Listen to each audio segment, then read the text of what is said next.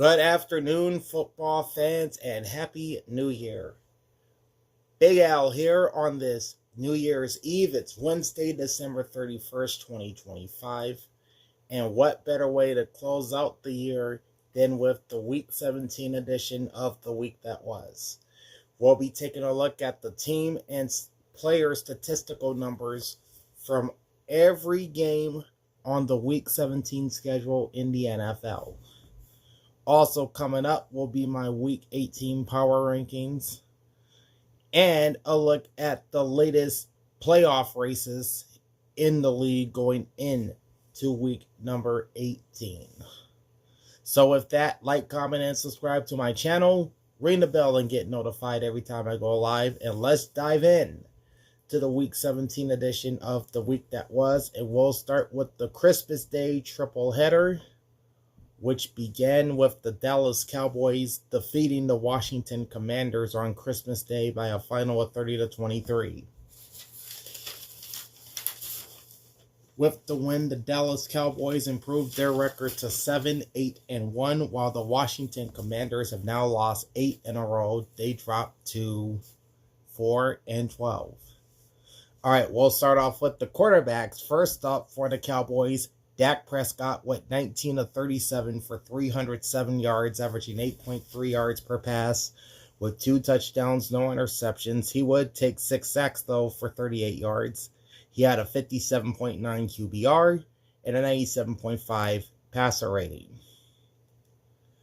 For the Commanders, Josh Johnson started in place of the injured Marcus Mariota. Went 15 of 23 for 198 yards at 8.6 per pass with no touchdowns or interceptions. He would take 1 sack for 8 yards. He had a 21.5 QBR and a passer rating of 92.3. Treylon Burks did not attempt a pass in this game, but he did take a sack, finishing with a 0.7 QBR and a passer rating of 0. So collectively for the Cowboys, that's 19 completions and 37 attempts for 269 net yards at 8.3 per pass with 2 touchdowns, no interceptions. Of course, the 6 sacks taken for 38 and a passer rating of 97.5. The Commanders passing went 15 of 23 for 190 yards at 8.6 per pass. No touchdowns, no interceptions, 2 sacks taken for 8 yards, and a passer rating of 92.3.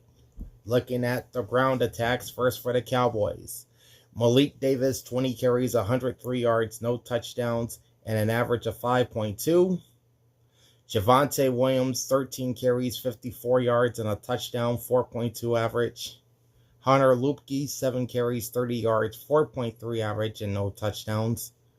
And Dak Prescott ran 4 times for 24 yards at 6 per run with no touchdowns. The Cowboys as a team ran 44 times for 211 yards at 4.8 yards per run with 1 touchdown. For the Commanders, Ja'Cory Krosky-Merritt, 11 carries, 105 yards, and 2 touchdowns, averaging 9.5. Deebo Samuel ran twice for 25 yards and no touchdowns and a 12.5 average. Josh Johnson ran twice as well for 10 yards and no touchdowns and an average of 5. As a team, the Commanders ran 16 times for 138 yards at a cool 8.6 yards per run with 2 touchdowns. Taking a look at the receivers for the Cowboys, Kevontae Turpin had just 1 catch and 1 target for 86 yards, and it went for a touchdown. George Pickens, 4 receptions, 78 yards on 5 targets. That's an average of 19.5. CeeDee Lamb, 5 receptions, 46 yards on 10 targets, averaging 9.2. Brevin Spanford, 1 catch, 31 yards on 2 targets with no touchdowns. Jalen Tolbert, 4 catches, 31 yards on 8 targets. That's a 7.8 average. And Luke Schoonmaker had 2 receptions for 15 yards on 2 targets, averaging 7.5. Jake Ferguson had 1 catch for 6 yards and a touchdown on 2 targets. And Hunter Lupke had 1 catch for 14 yards on 1 target. Cowboys receivers had 19 receptions for 307 yards at 16.2 per reception with 2 touchdowns on 36 targets. For the Commanders, Deebo Samuel, 2 receptions, 68 yards on 4 targets, average of 34. Terry McLaurin, 5 receptions, 63 yards on 7 targets at 12.6 per grab. Ben Sinnott, 3 catches, 29 yards, 4 targets, and a 9.7 average. All told, the Commanders had 15 receptions for 198 yards at 13.2 per reception with no touchdowns on 21 targets. All right, no fumbles in the game for either team. Looking at the Cowboys defense, Shamar James had 6 tackles. Siobhan Revel Jr. also had 6 tackles plus a pass defense. Reddy Stewart had 5 tackles, half a sack, one pass defense, and 1 quarterback hit. Jadeveon Clowney, 4 tackles, 1.5 sacks, 3 tackles for loss, and 3 quarterback hits. And Donovan Wilson had 4 tackles plus a tackle for loss. For the Commanders, Bobby Wagner had 10 tackles plus half a sack, a pass defense, and 2 quarterback hits. Will Harris with 10 tackles. Jerzon Newton, 9 tackles, 3 sacks, 2 tackles for loss, 5 quarterback hits. Javon Kinlaw, 7 tackles. Frankie Louvu also with 7 tackles plus a pass defense. Jeremy Reeves, Mike Sanderstill, and Noah Egbenogin all had 6 tackles and a pass defense. Ricky Barber had 5 tackles, a sack, a tackle for loss, and a quarterback hit. Jalen Holmes had 5 tackles. Jordan McGee also with 5 tackles, plus a TFL and a pass defense. And Jacob Martin had 4 tackles and a quarterback hit. All right, the Dallas Cowboys defense would record 52 tackles with two sacks, 6 tackles for loss, 3 passes defense, and 6 quarterback hits. The Washington Commanders recorded 95 tackles with 6 sacks, 4 tackles for loss, 8 passes defense, and 11 quarterback hits. Neither team would record an interception in this game. Devontae Turpin had all 5 of Dallas's kick returns for 115 yards, averaging 23, long return of 26 with no touchdowns. Chase Edmonds had 4 kick returns for 90 at a 22.5 average, long return of 27. Chris Moore had 1 kick return for 33 yards. So that's 5 total kick returns for Washington for 123 yards at an average of 24.6 per return. The only punt return came from the Commanders from River Craycraft for no yards. And Dallas had no punt returns. All right, Brandon Aubrey for the Cowboys went 3 for 4 on field goals, long of 52, and 3 for 3 on extra points, scoring 12 of the Cowboys' 30 points. Jake Moody went 3 for 3 for the Commanders on field goals, long of 51, and 2 for 2 on extra points. He would score 11 of Washington's 23. Brian Anger had just 1 punt for 53 yards for the Cowboys. Tress Way had 3 punts for 130 yards at an average of 43.3, with all 3 punts landing in the 20-yard line, and his longest punt being 53 yards for the Commanders. On to team numbers from this game. The Cowboys ran 87 plays for 480 yards with 9 total drives and an average of 5.5 yards per play. They had 28 first downs, 13 passing, 10 rushing, and 5 via the penalty. They went 8 for 20 on third down and a perfect 6 for 6 on fourth down. The Commanders ran 41 plays for 328 yards, 9 total drives, and an average of 8 yards per play. They had 17 first downs, 10 passing, 4 rushing, and 3 via the penalty. They went 1 for 6 on third down with no fourth downs. The Cowboys had 269 passing yards, 19 completions on 37 attempts at 6.3 yards per pass, with no interceptions thrown and 6 sacks taken for 38 yards. The Commanders had 190 yards passing, 15 completions on 23 attempts, 7.6 yards per pass with no interceptions thrown, and 2 sacks taken for 8 yards. Dallas ran the ball 44 times for 211 yards at 4.8 per rush. Washington ran 16 times for 138 at 8.6 per rush. The Cowboys were 2 for 2 in the red zone, while the Commanders were 1 for 3. Dallas had 11 penalties for 89 yards. Washington 10 penalties for 71 yards. Neither team turned the ball over. Neither team had a defense or special teams touchdown either. Time of possession for the Cowboys was 38 minutes 44 seconds. And for the Commanders, it was 21 minutes and 16 seconds. All right. Spread going into the game was Dallas minus 10, and the over-under was 50.5. I picked the Cowboys to win and the Cowboys to cover. Dallas gets the straight-up pick, so I start the week 1 up, none down. Against the spread, I'm 0-1. And on the over-under, I projected the game would go over 50.5 points. We had 53 in this game, so I start the week 1-0 on the over-unders. Okay, that was the Cowboys and the Commanders.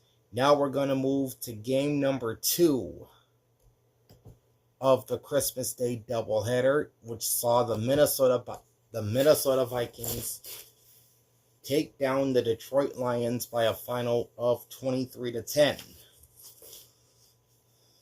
Both teams are now sitting at 8-8 on the season, and with the loss, Detroit is eliminated from playoff contention.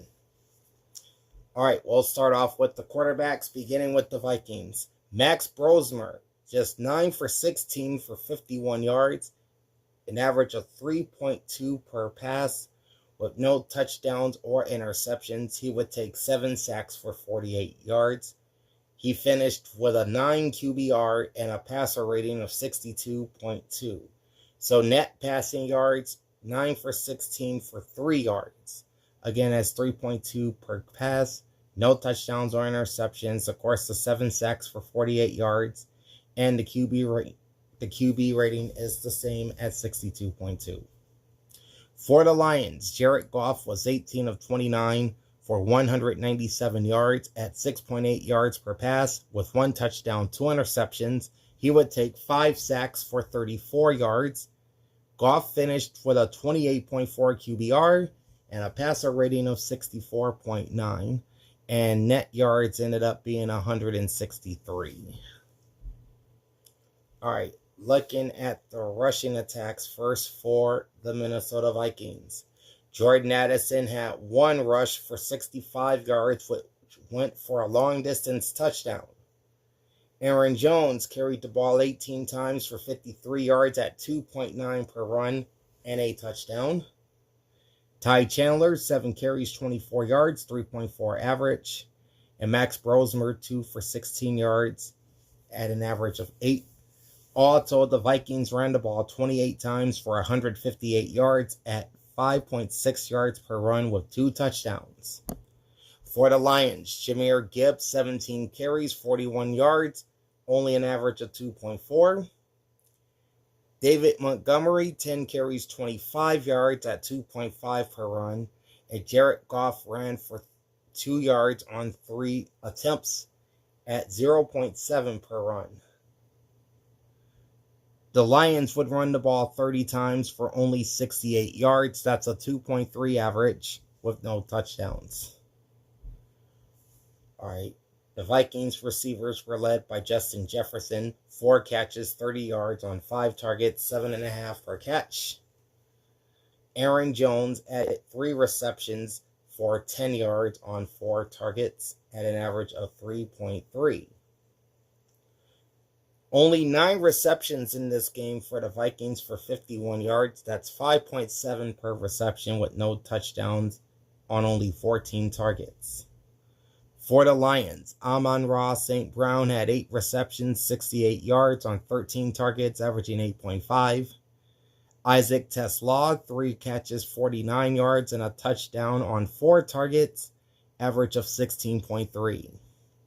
Jameson Williams, 2 catches, 37 yards on 3 targets, 18.5 average. Jahmyr Gibbs, 2 receptions, 23 yards on 3 targets at 11.5 per catch. David Montgomery, 2 receptions, 15 yards on 2 targets at 7.5 per catch. Khalif Raymond had 1 catch for 5 yards on 2 targets. That's a total of 18 receptions by Lions receivers for 197 yards at 10.9 yards per reception with 1 touchdown on 29 targets. All right. There were 5 total fumbles in this game. The Lions had 4 of them, and they would lose all 4. Jared Goff with 3 lost fumbles, and Jahmyr Gibbs with 1. And for the Vikings, their lone fumble came from Max Brosner, which he would recover. Andrew Van Ginkel would recover 2 fumbles for the Vikings. Byron Murphy Jr. and Jalen Raymond each had 1 fumble recovery. All right, looking at the defenses, starting off with the Vikings. Blake Cashman had 17 tackles, 1 sack, 1 TFL, and a quarterback hit. Jonathan Allen, 7 tackles. Jay Ward, 5 tackles. Andrew Van Ginkel, 5 tackles, 1.5 sacks, a TFL, and 2 quarterback hits. Javon Hargrave, 5 tackles, and a quarterback hit. Dallas Turner, 5 tackles, half a sack, 1 TFL, and a quarterback hit as well. Theo Jackson, 4 tackles, 1 sack, 1 tackle for loss, and 1 quarterback hit. Meanwhile, Isaiah Rodgers and Eric Wilson with 4 tackles apiece. And we're going to throw in Harrison Smith, who had 3 tackles, 1 sack, 2 tackles for loss, 3 passes defensed, and a quarterback hit. On the Lions defense, Daniel Thomas led the way with 7 tackles and a TFL. Aiden Hutchinson, 6 tackles, 2 sacks, 2 tackles for loss, and 3 quarterback hits. Jack Campbell with 6 tackles. Derek Barnes, 5 tackles. Rock Ya-Sin and Malcolm Rodriguez, as well as Marcus Davenport, they all have 4 tackles. Jalen Mills also have 4 tackles, plus a pass defense. And Alex Anzalone, who would get injured in this game late, had 3 tackles, 1 sack, 1 tackle for loss, and a quarterback hit. And further down the list, you have Al Quadin Muhammad with 2 tackles, 2 sacks, 2 tackles for loss, and 2 quarterback hits.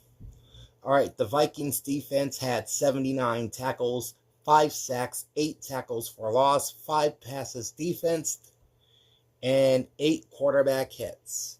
Bryce is in the house. Happy New Year, bro. Happy New Year to you. And for the Lions, they record 60 tackles with 7 sacks, 6 tackles for loss, 2 passes defensed, and 8 quarterback hits. All right. The Vikings defense would record 2 interceptions, one from Harrison Smith, the other from Byron Murphy, while the Lions had no interceptions. All right, as far as kick returns, Tom Kennedy had all 4 for the Lions for 116 yards at an average of 29, long kick return of 31. Miles Price had just 1 kick return for 24 yards for the Vikings. All right, meanwhile, the Lions had 5 punt returns from Caleb Raymond for 31 yards at 6.2 per return, long return of 14.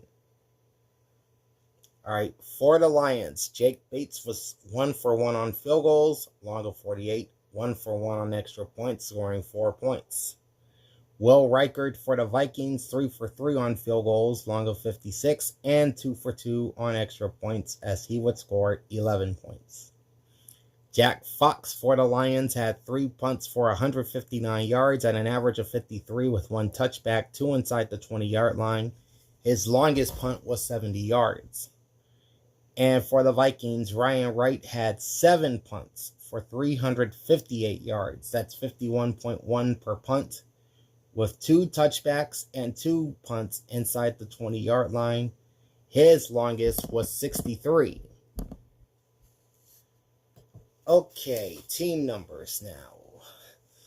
All right. The Lions ran 64 plays for 231 yards, had 13 total drives, and an average of 3.6 yards per play. They finished with 16 first downs, 12 passing, and 4 rushing. They were 5 for 14 on third down and 2 for 2 on fourth down. The Vikings ran 51 plays for 161 yards with 12 total drives and an average of 3.2 yards per play. They finished with 11 first downs, 2 passing, 6 rushing, and 3 via the penalty. They would go 3 of 13 on third down with no fourth downs. All right. The Lions had 163 passing yards, 18 completions on 29 attempts at 4.8 yards per pass, 2 interceptions thrown, and 5 sacks taken for 34 yards. The Minnesota Vikings only had 3 net passing yards. 3.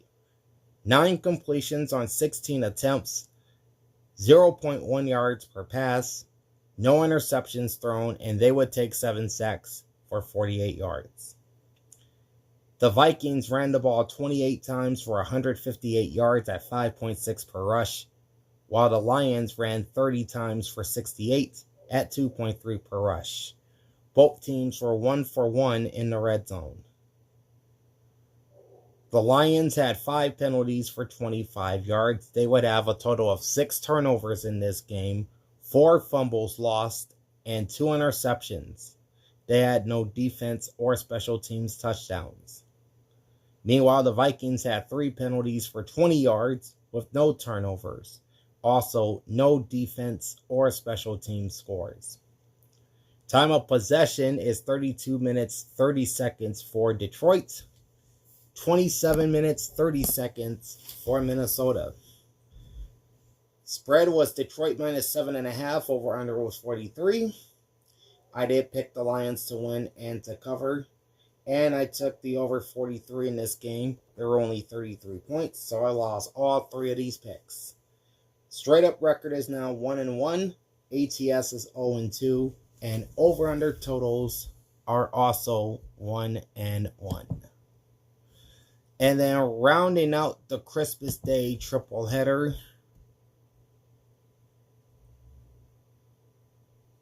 we've got the Denver Broncos beating the injury-riddled Chiefs in Kansas City by a final of 20-13. The Broncos will move to 13-3, while the Chiefs lose yet again, dropping to 6-10.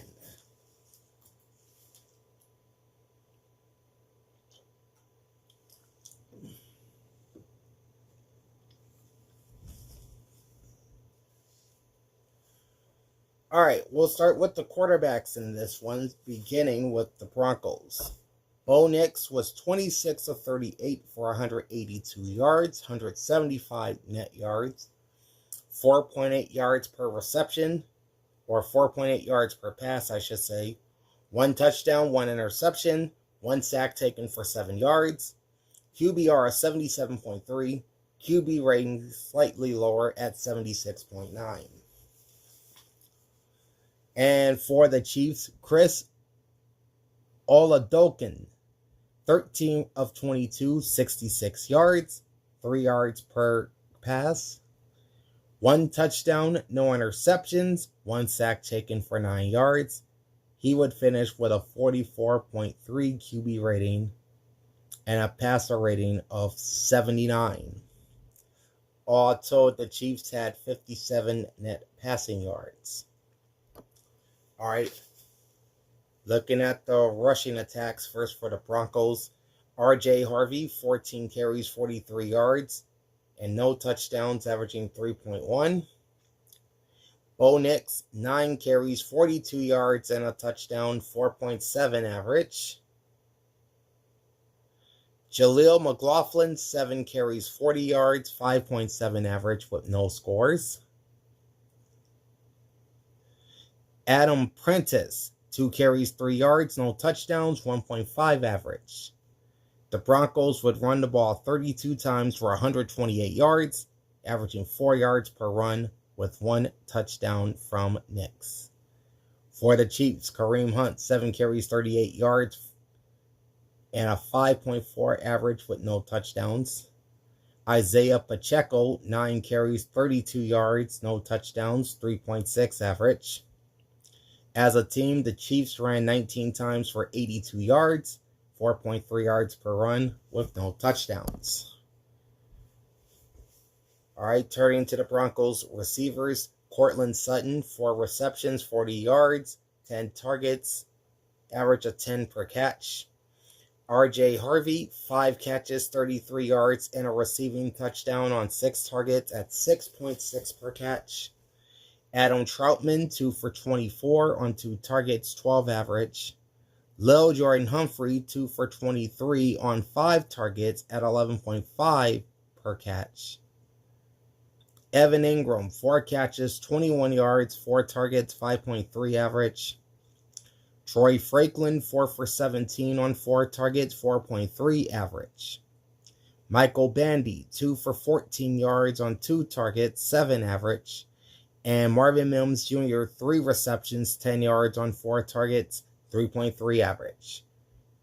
Broncos receivers had 26 receptions for 182 yards. That's 7 yards per reception, with 1 touchdown coming from R.J. Harvey. And they had 37 targets in this game. For the Chiefs, Travis Kelce, 5 catches, 36 yards, 6 targets, 7.2 per catch. Juju Smith-Schuster, 3 receptions, 16 yards, 3 targets at 5.3 per reception. Hollywood Brown, 3 targets, only 1 catch for 7 yards. Rashad Smith, 3 for 5 yards and a touchdown on 4 targets. That's 1.7 per catch. Noah Gray with just 1 catch on 1 target for 2 yards. Xavier Worthy had no catches, but he had 3 targets in this game. The Chiefs had just 13 receptions for 66 yards at 5.1 per catch, with 1 touchdown from Rashad Smith, and they had 20 total targets in this game. I want to see a Bears-Packers matchup in the wild card. It would be a fun divisional rival match to watch. Yeah, I think so. They may fall to the 3 if the Eagles handle their business against Washington. Because if Philly wins that game and Chicago loses to Detroit, then the Eagles will move to the 2 seed and the Bears will drop to 3. I'll have more on that when we get to the playoff races. All right, 1 fumble in the game. It was by the Chiefs, by Chris Oladokin, and he would recover that 1 fumble. All right, defensively, the Broncos, Pat Surtain, the second with 5 tackles. DJ Jones and Malcolm Roach also with 5 tackles. Alex Singleton and Jade Barton had 4 tackles. PJ Locke also with 4 tackles plus a tackle for loss. Jonah Ellis and Dondria Tillman each had 2 tackles and half a sack plus 2 quarterback hits. Ellis also had a tackle for loss. For the Chiefs, Nick Bolton led the way with 12 tackles plus a pass defense. Tamari Connor, 10 tackles, 1 quarterback hit. Drew Tranquil, 9 tackles. Noel Williams had 8 tackles and 3 tackles for loss. Brian Cook with 8 tackles and a pass defense. Charles Omenihu, 5 tackles and a quarterback hit. And Ashton Jaloit with 4 tackles. Meanwhile, Christian Fulton had 3 tackles and 3 passes defense. Chris Jones had 2 tackles, a sack, a tackle for loss, and 4 quarterback hits. Broncos defense would record 47 tackles with 1 sack, 2 tackles for loss, 1 pass defense, and 7 quarterback hits. The Chiefs defense had 76 tackles with 1 sack, 4 tackles for loss, 5 passes defense, and 6 quarterback hits. All right, the Chiefs defense recorded an interception from Nick Bolton.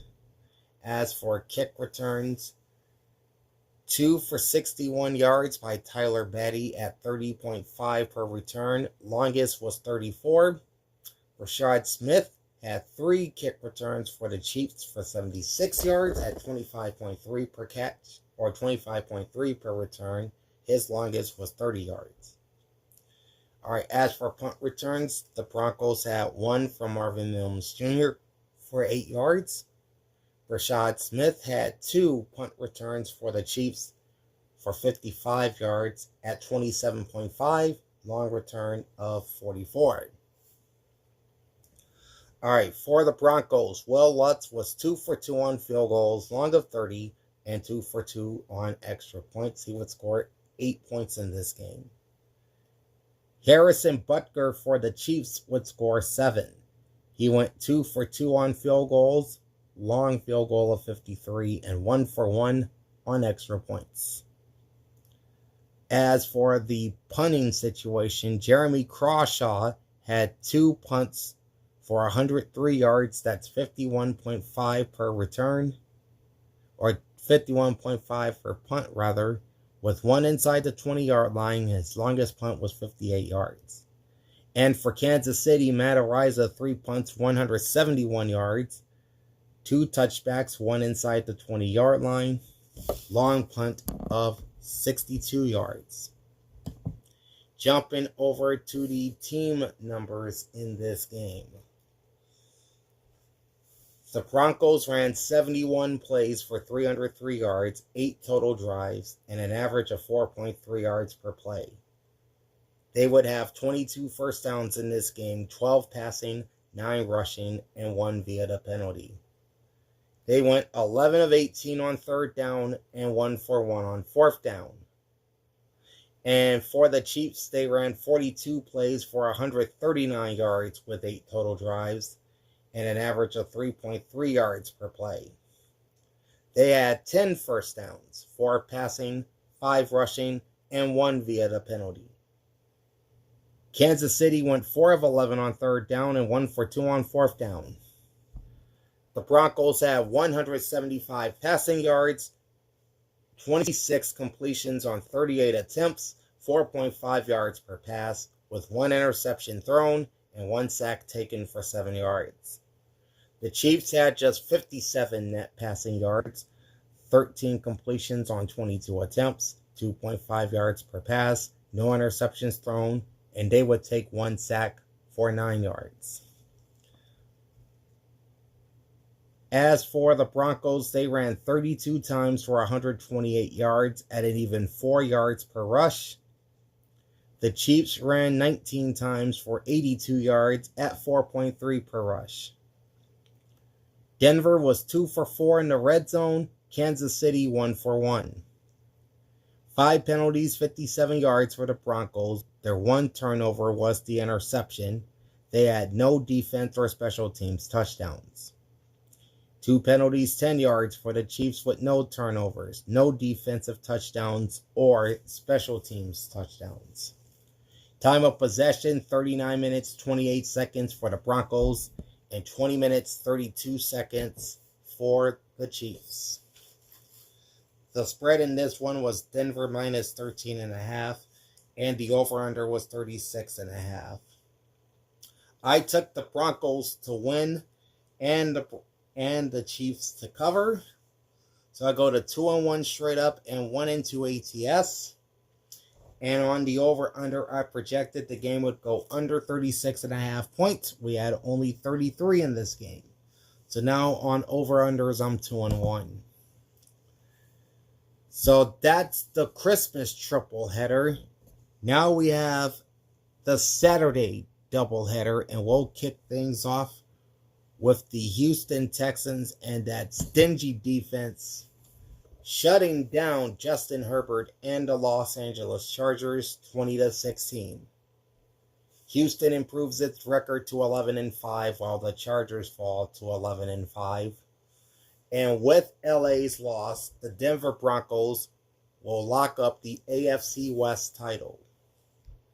All right, we'll start with the quarterbacks, beginning with C.J. Stroud.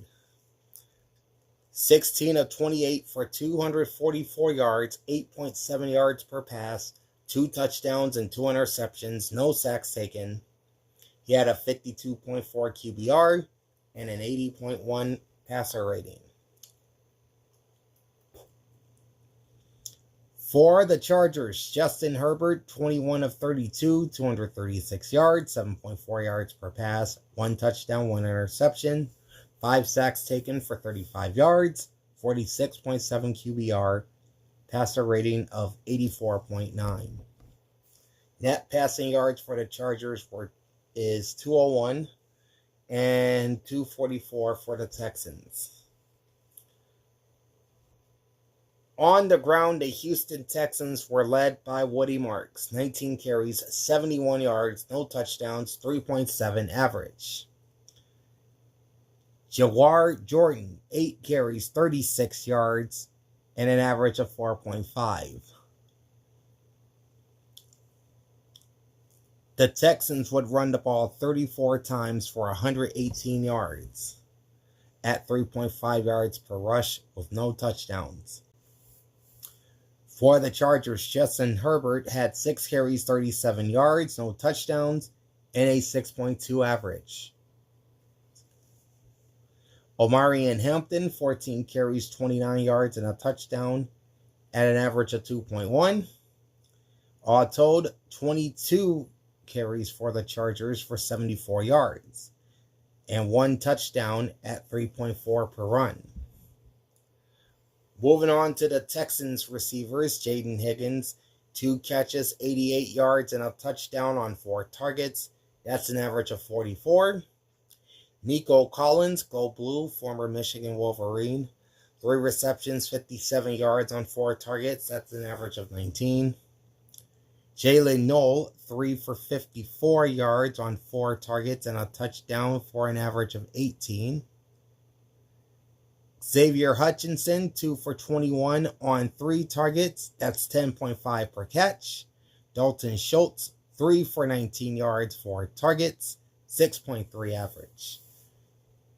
Texans receivers had 16 catches on 26 targets for 244 yards. That's 15.3 per catch with 2 touchdowns, both of the first quarter, by the way. For the Chargers, Quentin Johnston, nearly a 100-yard game for him. 5 receptions, 98 yards, 8 targets, 19.8 per catch. Aronde Gadsden, 3 for 32 yards and a touchdown on 6 targets. That's an average of 10.7. Ladd McConkey had just 1 catch for 31 yards on 2 targets. Omarion Hampton, 8 receptions, 31 yards, 8 targets, average of 3.9. Will Dissly, 2 for 19 yards on 2 targets, average of 9.5.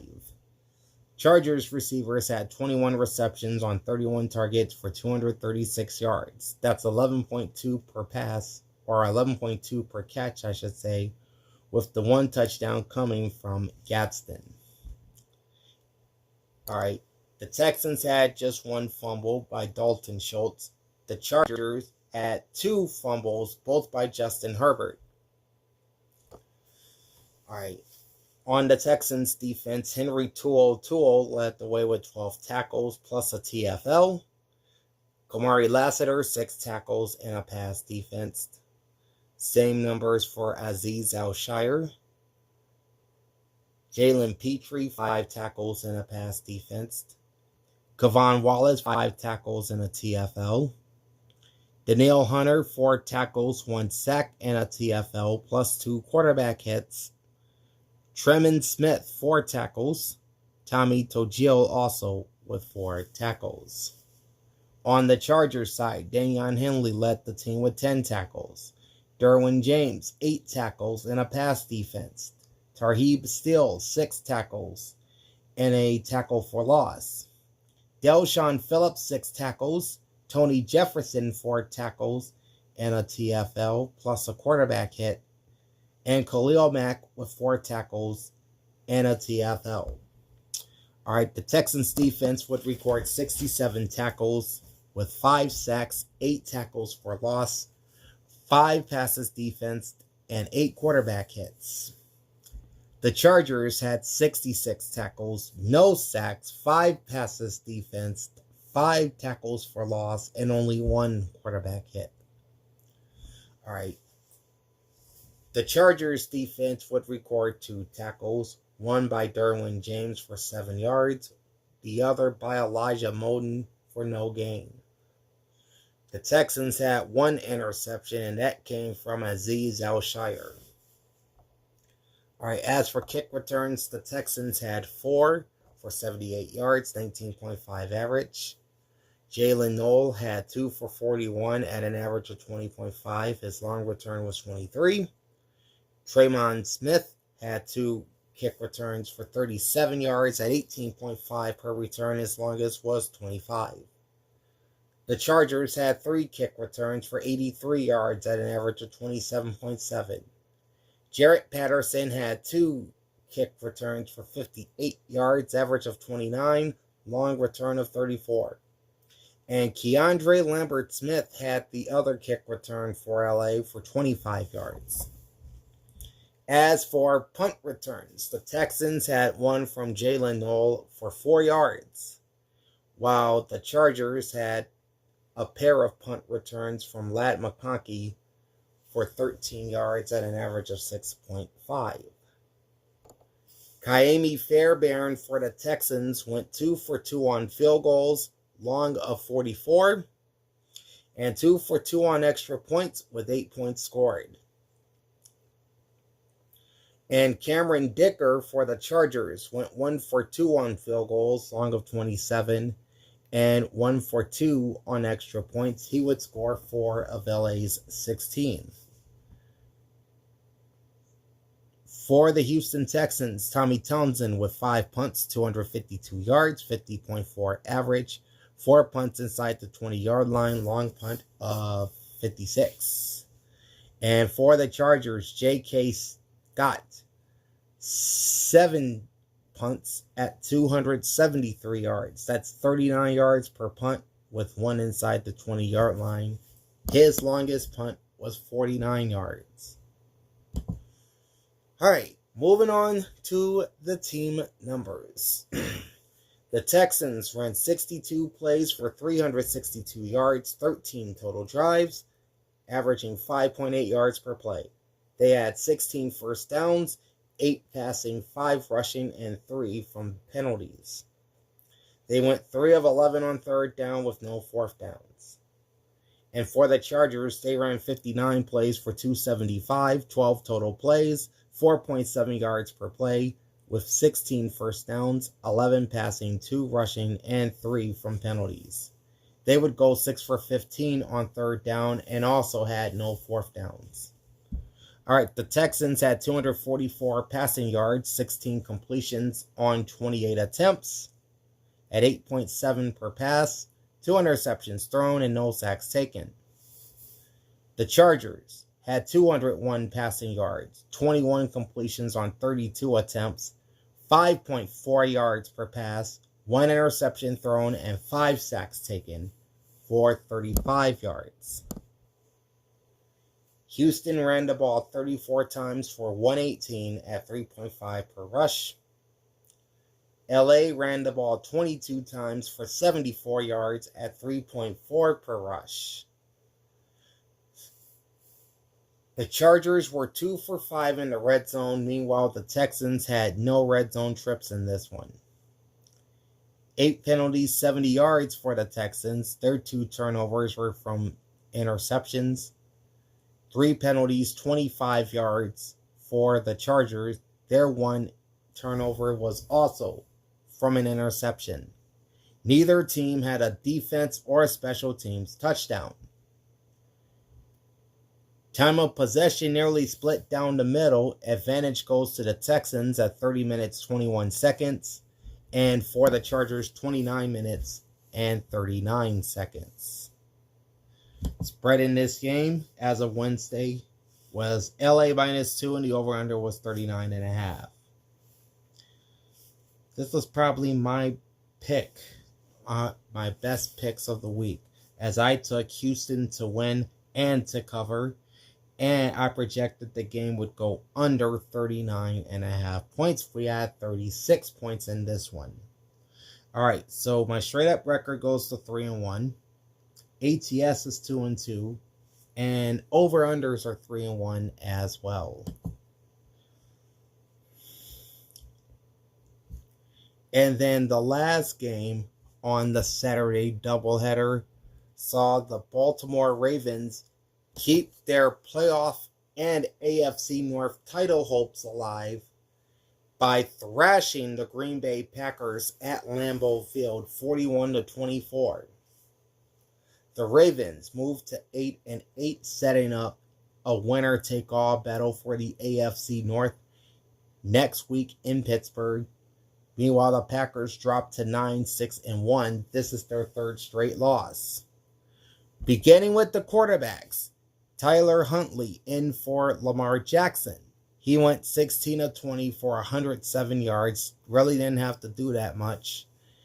He averaged 5.4 yards per pass with 1 touchdown and no interceptions. He took just 1 sack for no loss.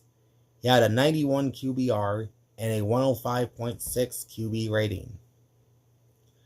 As for the Packers, Malik Willis played very well in this game. He went 18-21 for 288 yards at 13.7 per pass, also with 1 touchdown and no interceptions, only 1 sack taken for 9 yards.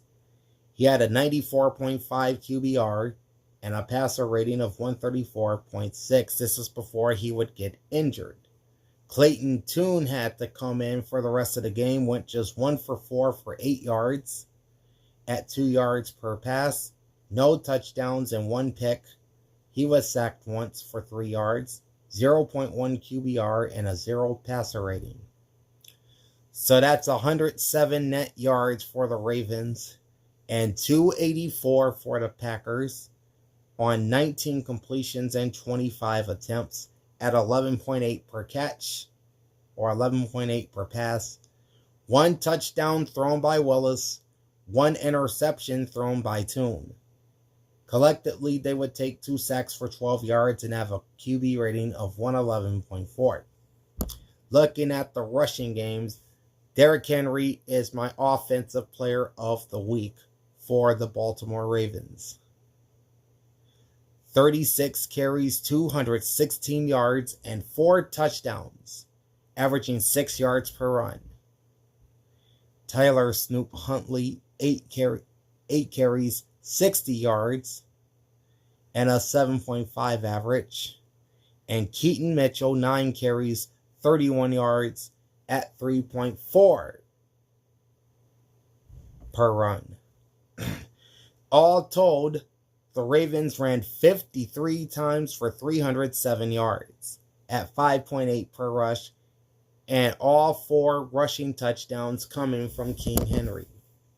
For the Packers, Malik Willis had 9 carries, 60 yards, and 2 touchdowns at 6.7 per run. Emmanuel Wilson, 3 for 16 at a 5.3 average. Josh Jacobs, pretty much a non-factor, 4 carries, only 3 yards, averaging less than a yard per run. And Clayton Tune ran once for nothing. That's 17 carries for the Packers for 79 yards at 4.6 per run. And 2 touchdowns, both coming from Malik Willis. On the receiving side for the Ravens, Zay Flowers, 4 catches, 30 yards, and a touchdown on 5 targets, 7.5 average. Mark Andrews, 4 for 28 on 4 targets, and a 7 average. Isaiah Likely, 3 for 27 on 3 targets, and an average of 9. All right, Baltimore Ravens receivers had 16 receptions for 107 yards at 6.7 per catch, with 1 touchdown from Zay Flowers on 20 targets. For the Packers, Christian Watson, 5 receptions, 113, and a touchdown on 6 targets, average of 22.6. Romeo Doubs, 3 for 62 on 3 targets, 20.7 average. Jaden Reed, 4 receptions, 41 yards on 4 targets at 10.3 per reception. All right, the Packers had 19 catches total for 296, 15.6 yards per reception, with the 1 touchdown coming from Christian Watson on 25 total targets. All right, there were no fumbles for the Ravens, but there was one by Malik Neighbors, or not Malik Neighbors, but rather Malik Willis for the Packers. He would lose that fumble as it would be recovered by Baltimore's Mike Green. All right, looking at the defenses, Nate Wiggins for the Ravens led the team with 7 tackles. Draymond Jones had 6 tackles and a QB hit. Malachi Starks, the rookie, had 5 tackles. Trenton Simpson and Kyle Hamilton with 4 tackles each. Tavius Robinson with 4 tackles plus half a sack and a quarterback hit. And Travis Jones with 4 tackles, 1.5 sacks, 1 tackle for loss, and a quarterback hit. For the Packers, Xavier McKinney had a game-high 13 tackles on this Green Bay defense. Quay Walker had 12 tackles, a sack, and a QB hit. Adrian Cooper had 10 tackles. Isaiah McDuffie and Keyshawn Nixon, 7 tackles apiece, plus a pass defense for Nixon. Lucas Van Ness, 6 tackles and 1 quarterback hit. Colby Wooden, 6 tackles. Evan Williams had 5 tackles. Kingsley Enagbare had 5 tackles, 2 tackles for loss, and a quarterback hit. Carl Brooks had 5 tackles, and Javon Bullard had 4 tackles. All right, the Ravens defense would record 56 tackles with 2 sacks, 1 TFL, 1 pass defense, and 4 quarterback hits. The Packers had 89 tackles with 1 sack, 2 tackles for loss, 2 passes defense, and they also had 4 quarterback hits. The lone interception in the game came from Marlon Humphrey of the Ravens, which he would return for 6 yards. As for kick returns, LaJohntay Wester for Baltimore had 4 kick returns for 96 yards, 24 average, long return of 27. The Packers had 7 kick returns for 163 yards, 23.3 per return. Bo Melton had 4 for 95 yards at an average of 23.8. Longest return was 27. Nate Hobbs had 2 kick returns for 45 yards, 22.5 average, long of 23. Manuel Wilson, 1 kick return for 23 yards. All right, no punt returns by either team. Now we'll go to the special teams. We'll start with the Ravens. Tyler Loop was 2 for 2 on field goals, long of 34, and 5 for 5 on extra points. He would score 11 in this game. Brandon McManus for the Packers, 1 for 1 on field goals, long of 24, 3 for 3 on extra points, 6 points scored by McManus. Only one punt the entire game, and it came from the Ravens. Jordan Stout for 42 yards, which went inside the 20-yard line. And the Packers lose this game despite not punting at all. As we jump now to the team numbers, the Ravens ran 74 plays for 414 yards, 9 total drives, 5.6 yards per play, 30 first downs, 6 passing, 22 rushing, many of those coming, of course, from King Henry, and 2 first downs from penalties. Very effective on third down. Baltimore was 10 for 14 with no fourth downs. The Packers ran 44 plays for 363 on 9 total drives at an average of 8.2 per play.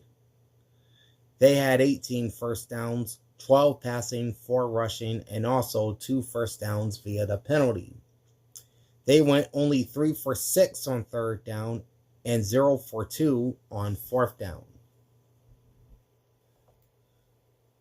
All right, the Packers finished with 284 passing yards, 19 completions on 25 attempts at 10.5 yards per pass with 1 interception and 2 sacks taken for 12 yards.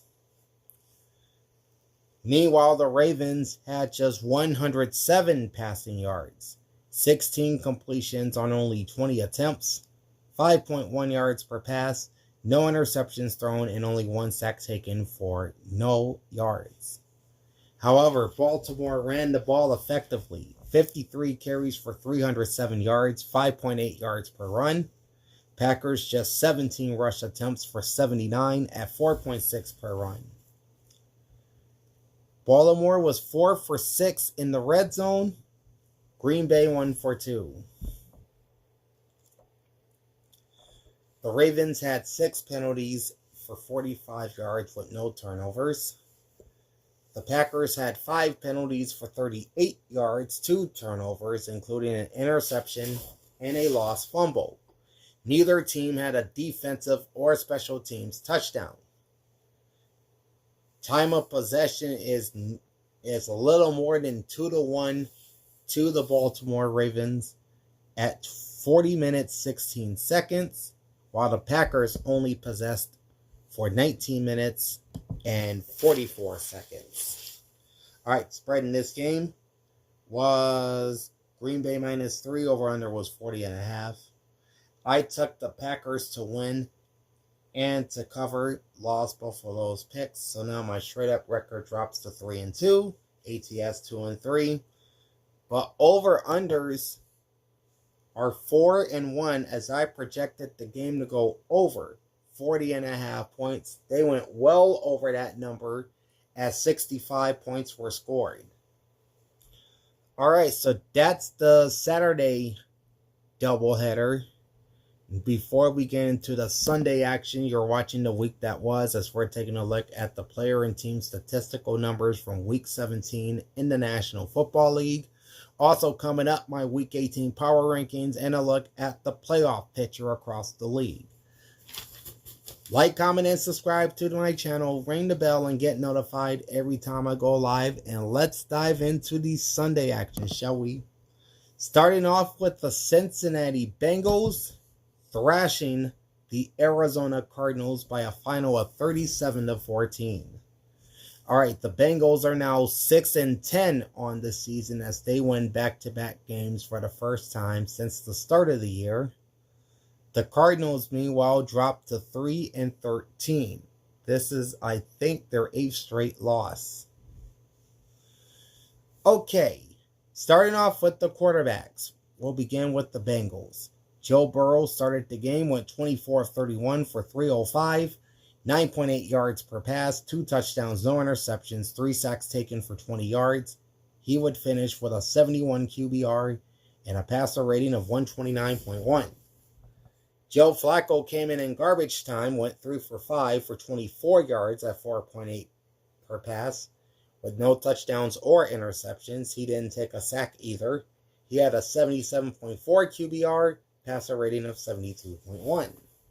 Collectively, Burrow and Flacco went 27 of 36 for 309 at 9.1 per catch, or 9.1 per pass. Come on, get off of there. Get off of there. There we go. They had 2 touchdowns, both from Burrow, with no interceptions. The 3 sacks taken for 20 yards were both by Joe Burrow. Sorry. They had a collective QB rating of 121.2. And overall, the Cardinals had Jacoby Brissett 21 of 37 for 212, 5.7 per pass, 191 net passing yards, 2 touchdowns, no interceptions. He would take 4 sacks for 21 yards, finished with a 26.6 QBR and a passer rating of 91.3. All right, Bengals rushing led by Chase Brown, 22 carries, 101 yards, 2 touchdowns, 4.6 per run, long run of 25. Taj Brooks, 3 for 10 yards on 5 targets, 3.3 per run. Samaje Perine, 3 carries, 5 yards, and a touchdown, averaging 1.7. Joe Flacco ran 4 times for 2 yards. Joe Burrow ran 3 times for 2 yards, both averaging under a yard per run. All told, the Bengals ran 35 times for 120 yards at 3.4 per rush, with 3 touchdowns, 2 from Chase Brown and 1 from Samaje Perine. For the Cardinals, Michael Carter led the way with 7 carries, 29 yards, 4.1 average. Amari DiMarcado, 5 carries, 11 yards, 2.2 average. Corey Kiner ran once for 2 yards.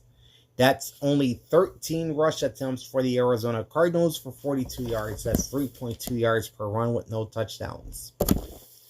On the receivers for Cincinnati, Jamar Chase, 7 receptions, 60 yards, 9 targets, 2 touchdowns, 8.6 average. T. Higgins, 4 receptions, 59 yards on 5 targets at 14.8. Mike Gesicki, 2 for 47 on 2 targets, 23.5 average. Andre Yoshivac, 4 for 41 yards on 6 targets, 10.3 average.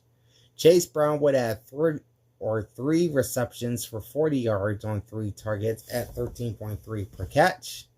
And Tanner Hudson, 2 for 31 yards on 2 targets at 15.5. Bengals receivers had a total of 27 receptions on 33 targets for 329 yards. That's 12.2 per catch, with both touchdowns coming from Jamar Chase.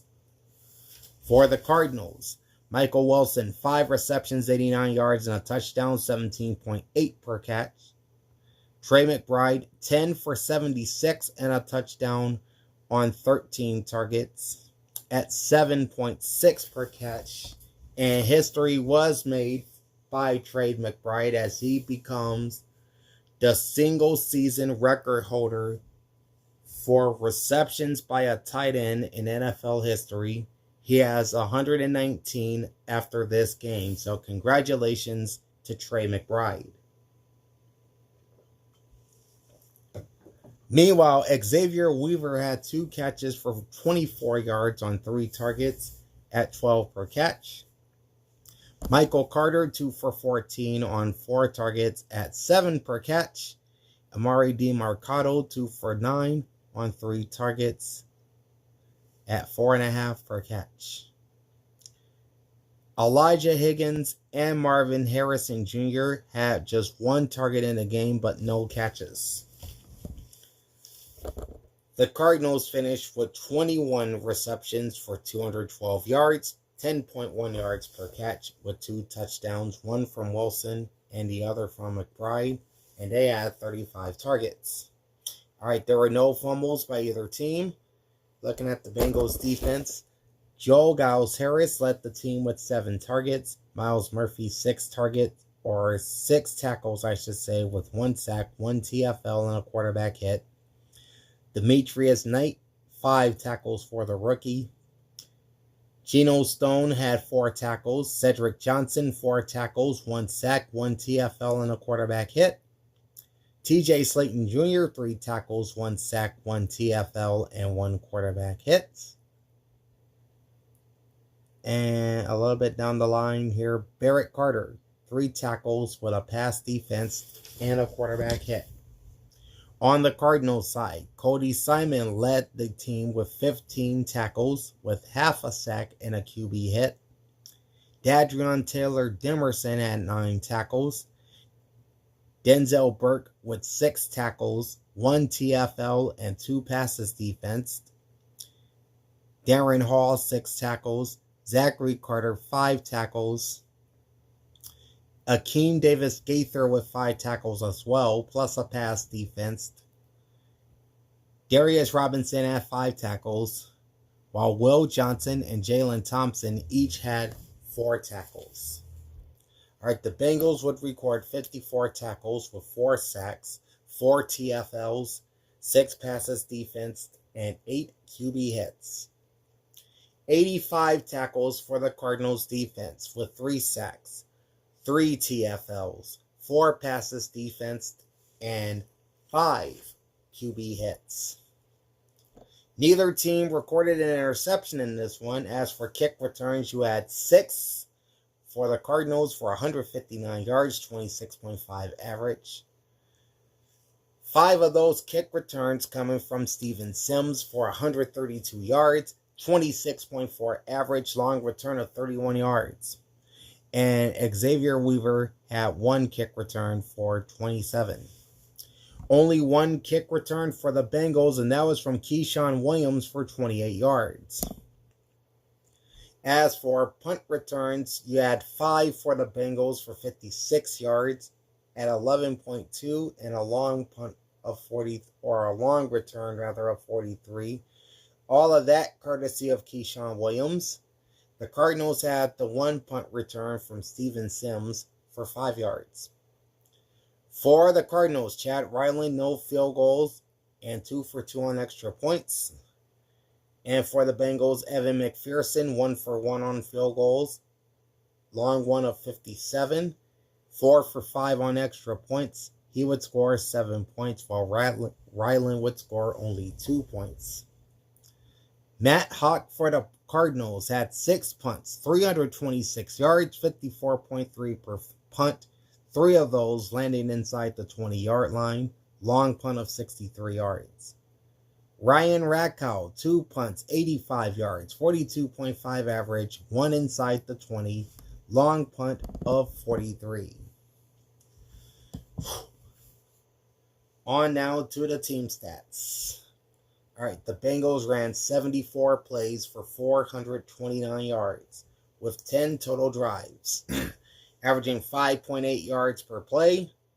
Cincinnati had 29 first downs, 17 passing, 10 rushing, 2 from penalties. Hi, Anna. Happy New Year. How's you and Joey doing? All right, the Bengals were 10 for 15 on 3rd down, very effective, and 1 for 1 on 4th down.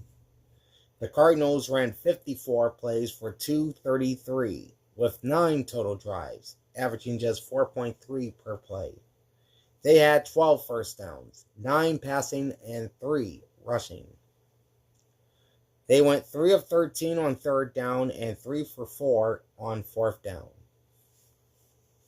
All right, the Bengals had 309 passing yards, 27 completions on 36 attempts, 7.9 yards per pass, no interceptions, and 3 sacks taken for 20 yards. Meanwhile, the Cardinals had 191 passing yards, 21 completions on 37 attempts, 4.7 yards per pass, no interceptions thrown, 4 sacks taken for 21 yards. The Bengals ran 35 times for 120 yards, 3.4 per run. And the Cardinals ran just 13 times for only 42 yards. That's an average of 3.2 per run. Cincinnati a perfect 5 for 5 in the red zone, while Arizona was 1 for 2. All right, 6 penalties, 51 yards for the Cardinals, 5 penalties, 38 yards for the Bengals. Neither team had a turnover. Neither team had a defense or special teams touchdown either. Time of possession dominated by Cincinnati at 40 minutes, 56 seconds. Arizona had the ball for only 19 minutes and 4 seconds. Current spread or total spread, Cincinnati minus 7.5 over under 53. I picked the Bengals to win and cover, and I projected the game would go over 53 points. And they nearly did with 51. So this is technically a loss. So I am now 5-2 or 4-2 now on over under totals. I'm also 4-2 straight up and 3-3 against the spread.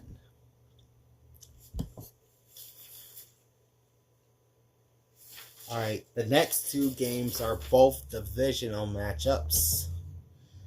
And we'll start with the Jacksonville Jaguars grinding out a hard-fought 23-17 victory over the free-falling Indianapolis Colts. Jacksonville gets one step closer to the AFC South title as they move their record to 12-4. Indianapolis, meanwhile, falls to 8-8 after their 6th straight defeat. And couple this result with Houston's Saturday victory in LA, the Indianapolis Colts are now eliminated from the playoffs. All right, we'll start off with the quarterbacks. We'll begin with the Jags. Trevor Lawrence, 23 of 37, 263 total yards, 249 net yards, 7.1 yards per pass, no touchdowns, 1 interception. He would take 2 sacks for 14 yards. He had a 77 QBR and a 72.2 passer rating. And the actual team passer rating is 72.3, but you get the idea. Okay, Phillip Rivers started this game for the Colts, went 17 of 30 for 147 yards, 4.9 per pass, 1 touchdown, 1 interception, 2 sacks taken for 12 yards, 19.6 QBR, passer rating of 66.9. Riley Leonard attempted a pass and threw an interception in the process. He had a 15.6 QBR and 0 passer rating. All right, so that's a total of 17 completions on 31 attempts for the Colts for 135 net yards, 4.7 per pass, 1 touchdown, 2 interceptions, 2 sacks taken for 12 yards, collective quarterback rating of 51.4. All right, looking at the ground attack, starting with Jacksonville. Travis Etienne, 17 for 76 yards, 4.5 average. Trevor Lawrence ran 8 times for 26 yards and 2 scores on the ground at 3.3 per run. DJ Dallas, 2 carries, 21 yards, 10.5 average. Jacksonville as a team ran 29 times for 121 yards, 4.2 yards per run, with 2 touchdowns, both coming from Trevor Lawrence. And not much to talk about with the Colts ground attack. Jonathan Taylor, of course, carrying the load. 21 carries, 70 yards, and a touchdown. 3.3 per run. And Phillip Rivers ran once for -1. So that's 22 total carries for the Colts for 69 yards at 3.1 per run. And the lone rushing touchdown coming from JT. All right, Jags receivers now. Parker Washington had himself a great game. 8 catches, 115 yards, 10 targets, 14.4 average. Brenton Strange, 3 for 54, 5 targets and an average of 18. Brian Thomas Jr., 4 catches, 39 yards, 7 targets, 9.8 per catch. Jacoby Myers, 6 for 39 on 9 targets at 6.5. Travis Etienne, 2 for 16 on 3 targets, and an average of 8 per catch. Johnny Munt, Tim Patrick, and DJ Dallas each had a target but no catches. Jaguars receivers had 23 receptions on 37 targets for 263 yards at 11.4 per reception with no touchdowns. For the Indianapolis Colts, Tyler Warren led the way, 5 catches for the rookie for 43 yards on 5 targets, 8.6 average. Josh Downs, 2 for 34, 17 average, 5 targets. Mo Alley-Cox, 3 for 20 yards on 3 targets and a touchdown, 6.7 per catch. Michael Pittman held the 2 catches, 16 yards on 3 targets, average of 8. Jonathan Taylor, 3 catches, 14 yards on 6 targets, average of 4.7.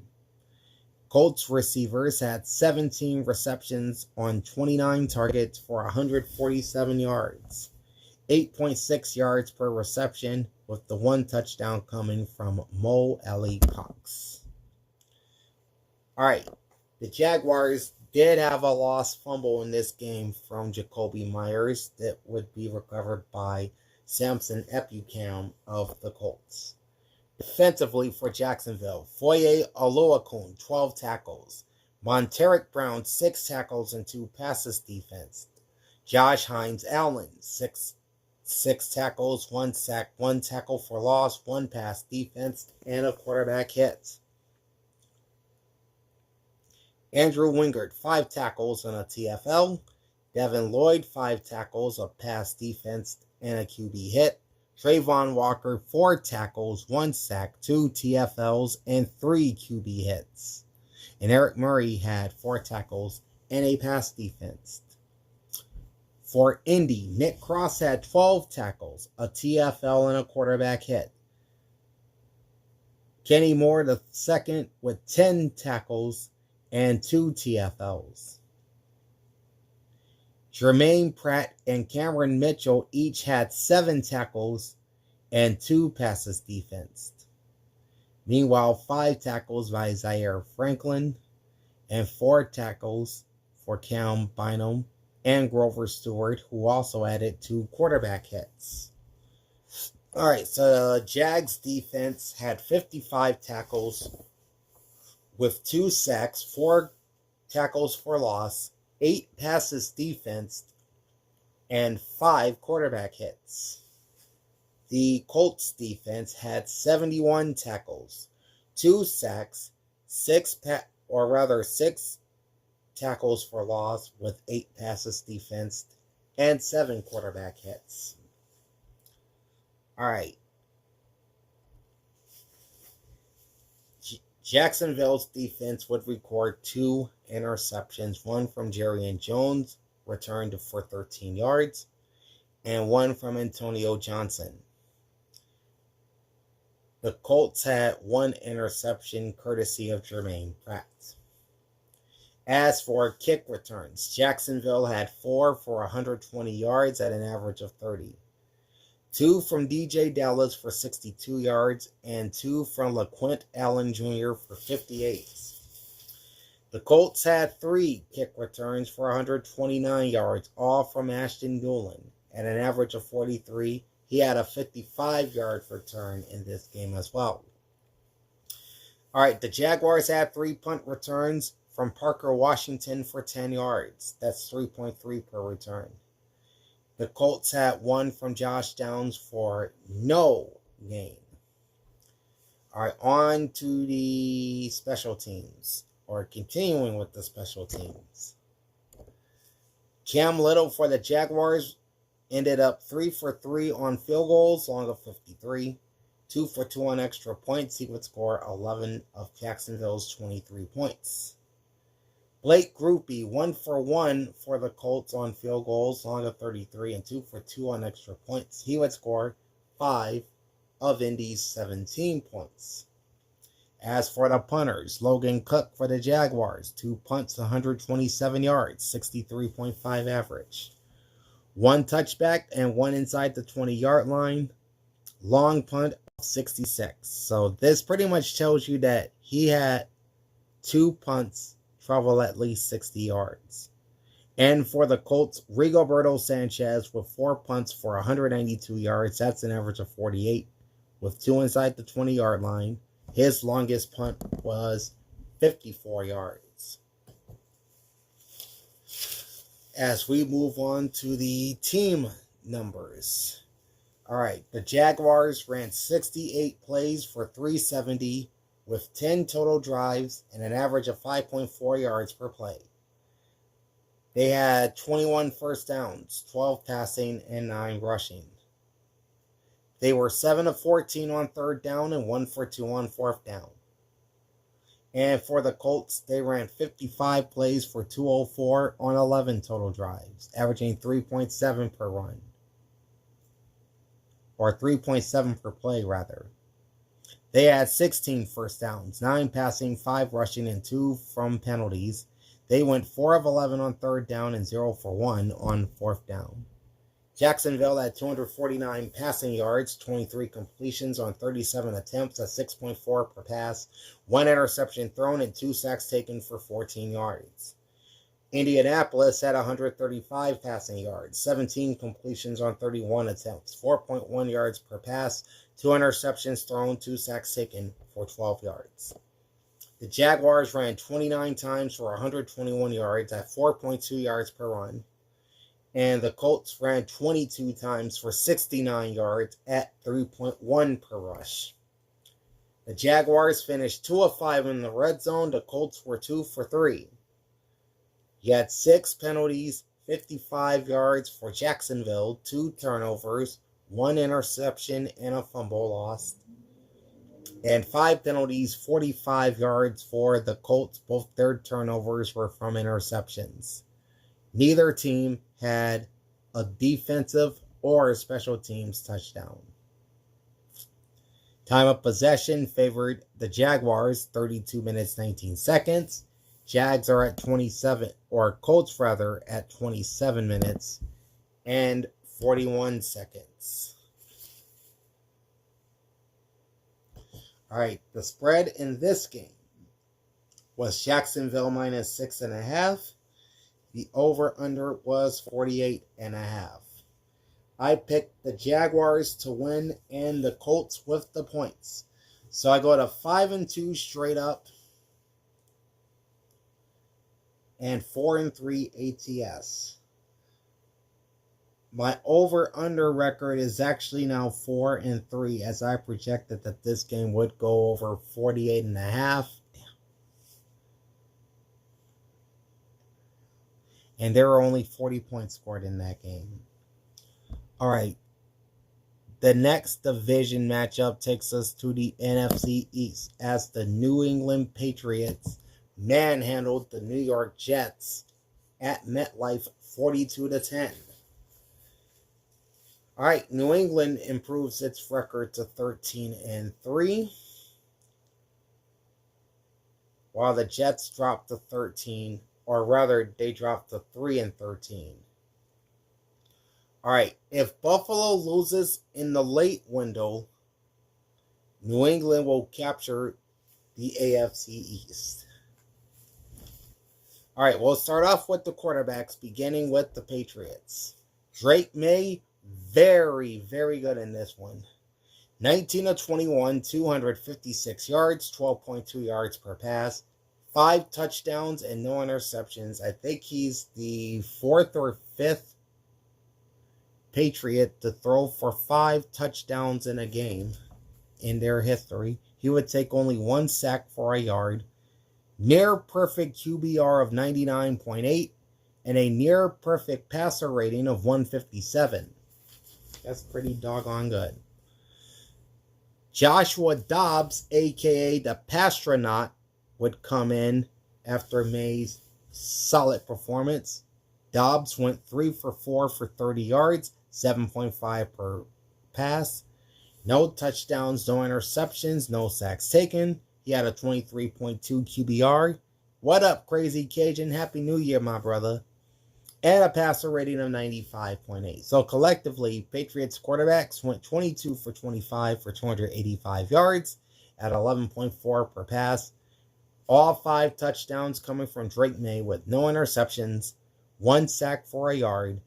Collective QB rating also almost perfect at 153.9. For the Jets, Brady Cook. Yes, you heard me, Brady Cook. This is the 3rd string quarterback for the Jets. 19 of 33, 152 yards, 4.6 per pass, no touchdowns, 1 interception, 1 sack for 12 yards. QBR was 11, passer rating was 56.6. And then you have Austin McNamara. This is the New York Jets punter. He completed a pass for 3 yards and had a 79.2 QB rating. All right. So collectively, the Jets went 20 of 34 for 143 net passing yards, 4.6 per pass. No touchdowns, and 1 interception, 1 sack taken for 12 yards, 57.8 collective QB rating. Rushing wise for the Patriots, Travion Henderson, 19 carries, 82 yards, no touchdowns, 4.3 average.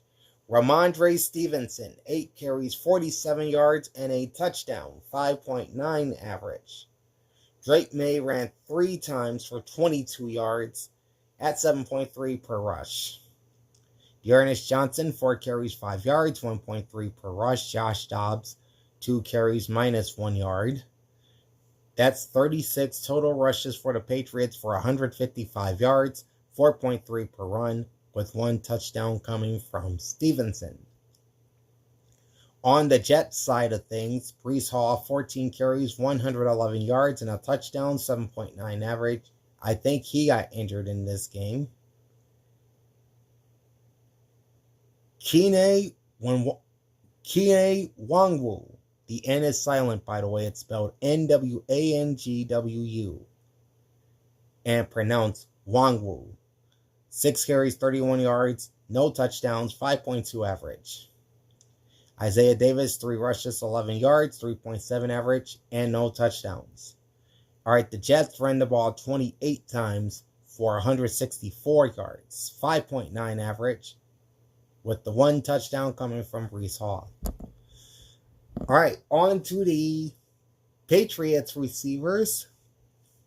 Stephon Diggs, 6 catches, 101 yards, and a touchdown on 6 targets, 16.8 per catch. Ramondre Stevenson, 5 for 55 and a touchdown, 5 targets, and 11 per catch.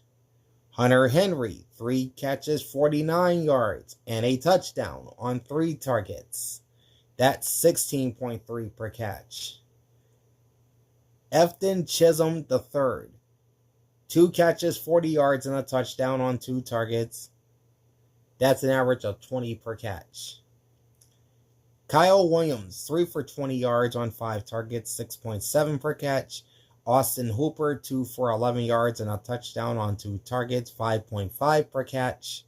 And Demario Douglas, 1 reception, 10 yards on 2 targets at 10 per catch. That's a total of 22 receptions by Patriots receivers for 286 yards at 13 yards per catch with 5 touchdowns. That's right, 5 touchdowns. And 25 total targets by Patriots quarterbacks. For the Jets, John Mechie, 3 catches, 41 yards, 3 targets, 13.7 average. Isaiah Williams, 4 for 30 on 5 targets, 7.5 average. Adonai Mitchell, 3 for 22 yards on 9 targets, 7.3 average. Stone Smart and Breece Hall each with 2 receptions, 18 yards on 3 targets, and both averaging 9 per catch. Jets receivers had 20 receptions for 155. That's 7.8 per pass with no touchdowns on 32 targets. All right, the Jets had 1 fumble in this game. It was by Josh Myers, recovered by Brady Cook. On the Patriots defense, Del Pettis had 6 tackles, 1 sack, 1 TFL, and a QB hit. Jelani Tavai had 6 tackles and 2 TFLs. Brendan Schooler had 5 tackles. Jack Gibbons had 5 tackles and a TFL. Christian Ellis had 5 tackles. Gonzo, a.k.a. Christian Gonzalez, he had 4 tackles. Anthony Jennings, 4 tackles and a QB hit. 4 tackles each from Chad Muma and Leonard Taylor III. For the Jets, Quantez Stiggers led the way with 10 tackles and a tackle for loss. Malachi Moore had 7 tackles, a TFL, and a pass defense. Jamie Sherwood had 7 tackles. Quincy Williams, 6 tackles. Peyton Page, 5 tackles and a TFL. Juwan Briggs, 5 tackles. And Harrison Phillips with 5 tackles and a QB hit. All right, the Patriots defense had 65 total tackles with 1 sack, 5 TFLs, 3 passes defensed, and 5 QB hits. The Jets defense, meanwhile, had 67 tackles, 1 sack, 5 TFLs, 2 passes defensed, and 3 QB hits. The Patriots recorded the lone interception in the game. That was by Jalen Hawkins. As for kick returns, 3 for 77 yards by Dearness Johnson for the Patriots at 25.7 at a 25.7 average, long return of 32. And for the Jets, you had 4 kick returns for Kene Nwangwu for 114 yards, 28.5 average, long return of 35. All right, neither team had a punt return in this game. On to the kickers. And Andy Borgalis, 0 for 1 on field goals, 6 for 6 on extra points for the Patriots. And Nick Folk, 1 for 1 on field goals, long of 39, 1 for 1 on extra points for the Jets. Bryce Behringer for New England had 2 punts at 93 yards, 46.5 average, long punt of 48. And for the Jets, Austin McNamara, 2 punts, 98 yards. That's an average of 49, both inside the 20-yard line. Long punt of 50. As we'll now shift over to the team numbers from this one. The Patriots ran 62 plays for 440 yards, 10 total drives, and an average of 7.1 per play. They had 28 first downs, 16 passing, 9 rushing, and 3 from penalties. They went 4 for 9 on 3rd down, 2 for 2 on 4th down. As for the Patriots, they ran 63 plays for 307 yards, 10 total drives, 4.9 yards per play, with 14 first downs, 6 passing, 7 rushing, 1 first down from a penalty. They went 5 of 16 on 3rd down and 2 for 6 on 4th down. All right, the Patriots, 285 passing yards, 22 completions on 25 attempts. That's 11 yards per pass. No interceptions thrown. And 1 for 1, or rather 1 sack taken for 1 yard. Meanwhile, the Jets had 143 passing yards, 20 completions on 34 attempts. 4.1 per pass, 1 interception thrown, and 1 sack taken for 12 yards. The Jets ran the ball 28 times for 164 yards at 5.9 per rush. And the Patriots ran 36 times for 155 at 4.3 per rush. New England finished a perfect 5 for 5 in the red zone, while the Jets were 0 for 2. 2 penalties, 20 yards for the Patriots with no turnovers, and no defense or special teams touchdowns. 5 penalties, 53 yards for the Jets. Their 1 turnover was an interception. They also had no defensive or special teams touchdowns. Time of possession is 31 minutes, 55 seconds for the Patriots, 28 minutes 5 seconds for the Jets. Okay, the spread was New England minus 13.5. Over-under was 43. I picked the Patriots to win, the Patriots to cover, and they did so with ease. And I took the over 43 in this game. 52 total points scored. In fact, the Patriots nearly covered the total by themselves. They were just 1 point shy of the actual total. So straight up, I go to 6-2. ATS is 5-3. And over-unders are now 5-3. As we are halfway through the recap. You are watching the week that was, as we're taking a look at the player and team statistical numbers from week 18, or week 17 rather, in the NFL. Coming up are my week 18 power rankings, plus a look at the playoff races in the NFL entering week number 18. So again, stay tuned for all of that. Like, comment, and subscribe to my channel, ring the bell, and get notified every time I go live. Alright. Moving on now to what turned out to be an entertaining game against two of the worst teams in the NFL, as the New Orleans Saints go into Nashville and knock off the Tennessee Titans by a final of 34-26. The Saints win their fourth in a row as they move their record to 6-10. The Titans, meanwhile, drop to 3-13.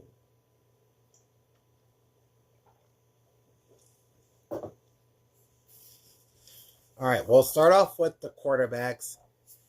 And Tyler Shuck continues to win for this Saints team. He is now 5-3 as the starter in New Orleans. He went 22 of 27 for 333 yards, 12.3 yards per pass, 2 touchdowns and no interceptions. He had a passer rating, or no, we're not at the passer rating. He took 2 sacks for 13 yards. He had a QBR of 82, and his passer rating was 142.7, so a near perfect day. All right, Saints passing all told had 320 net passing yards. For the Titans, Cam Ward went 21 of 40 for 251 at 6.3 per pass, 2 touchdowns, no interceptions, 4 sacks taken for 23. He had a 53.2 QBR, passer rating of 88.6. Who that say gonna beat them Saints? I got you, Cajun. All right, on the rushing attack for the Saints, Audric Estime, 14 carries, 94 yards, and a touchdown, 6.7 average. Tyler Shuck, 4 for 6 yards. That's 1.5 per run. Evan Hull, 2 for 3 yards, also 1.5 per run. And Taysom Hill ran 3 times for no gain. So that's a total of 23 carries for 103 yards by the Saints. 4.5 yards per run with 1 touchdown. For the Titans, Tony Pollard, 18 carries, 85 yards, 4.7 per run. Cam Ward ran twice for 10 at 5 per run. And Tajay Spears, 6 carries, 2 yards. That's less than half a yard per run. The Titans ran the ball pretty well, 28 for 108 yards, 3.9 per rush, and no touchdowns. All right, Saints receivers, Chris Olave, monster game, 8 receptions, 119, and a touchdown on 11 targets. That's an average of 14.9 per reception. Juwan Johnson, 4 for 95 on 4 targets at 23.8 per catch. So they nearly had 2 100-yard receivers in this game. Dante Pettis, 3 for 53 yards on 4 targets at 17.7 per catch. Kevin Austin Jr., he's a rookie. He had 4 catches, 52 yards, and his first NFL touchdown on 5 targets. He averaged 13 per catch.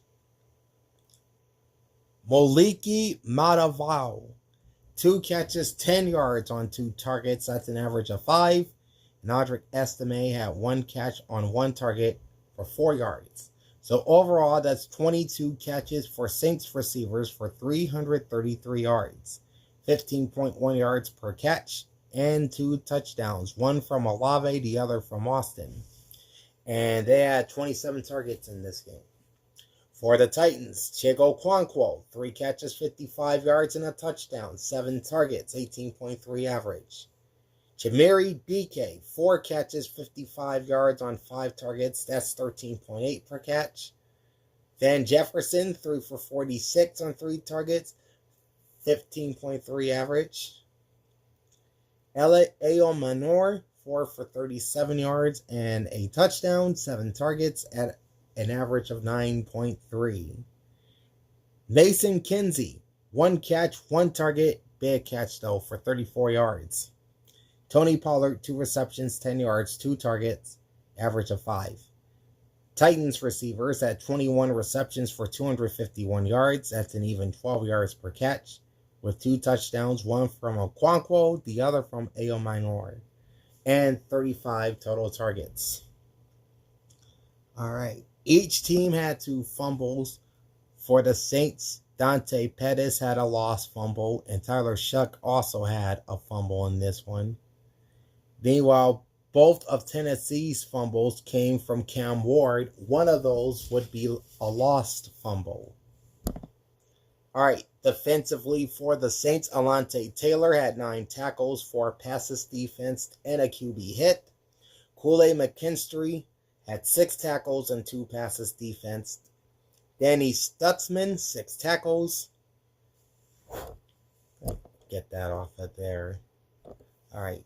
Demario Davis, 6 tackles, half a sack, and a quarterback hit. Pete Werner, 5 tackles. Cameron Jordan, 5 tackles, 1 sack, 1 TFL, 2 quarterback hits. Chase Young, 4 tackles, 1.5 sacks, 1 TFL, 2 quarterback hits. And he did score a touchdown in this game.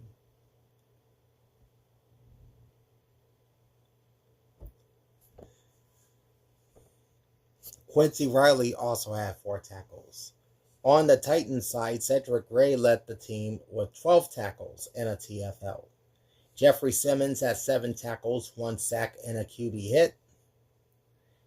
Darrell Baker Jr. and Kendall Brooks each had 5 tackles. Kemen Hall, 4 tackles. Jalen Harrell, 4 tackles, half a sack, a TFL, and 2 quarterback hits. And Tavondre Sweat had 4 tackles. All right. The Saints defense would record 69 tackles with 4 sacks, 6 TFLs, 7 passes defensed, 8 quarterback hits, and he also had a touchdown. I'm going to have to check and see what that touchdown was. It was probably a fumble return, maybe. And on the Titans side, they had 62 tackles with 2 sacks, 4 TFLs, 1 pass defense, and 6 quarterback hits. No interceptions on either team. Kick returns, 5 for the Saints for 126 yards, 25.2 average. 4 from Dante Pettis for 97 at an average of 24.3. Longest return, 32 yards. The other from Evan Hull for 29 yards. 1 kick return for the Titans from Chimere Dike, 1 for 33 yards. As for punt returns, the Saints had a couple for 22 yards from Dante Pettis. That's an average of 11, longest 17. And Chimere Dike at the 1 punt return for the Titans for 7 yards. On to the kickers. Charlie Smith, 2 for 3 on field goals, long of 57. 4 for 4 on extra points. He would score 10 in this one. And for the Titans, Joey Sly, 4 for 4 on field goals, long of 58, and 2 for 2 on PATs. He would score 14 points. As for the punters, Kai Kroger for the Saints with 3 punts for 96 yards, 32 average, long of 41. And for the Titans, Johnny Hecker, 3 punts, 151 yards, 50.3 average, 1 touchback. And his longest punt with 61 yards.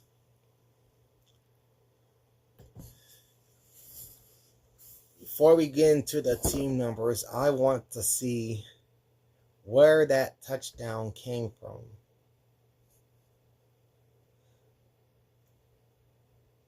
Okay. Ball plays. So this is going to take a second.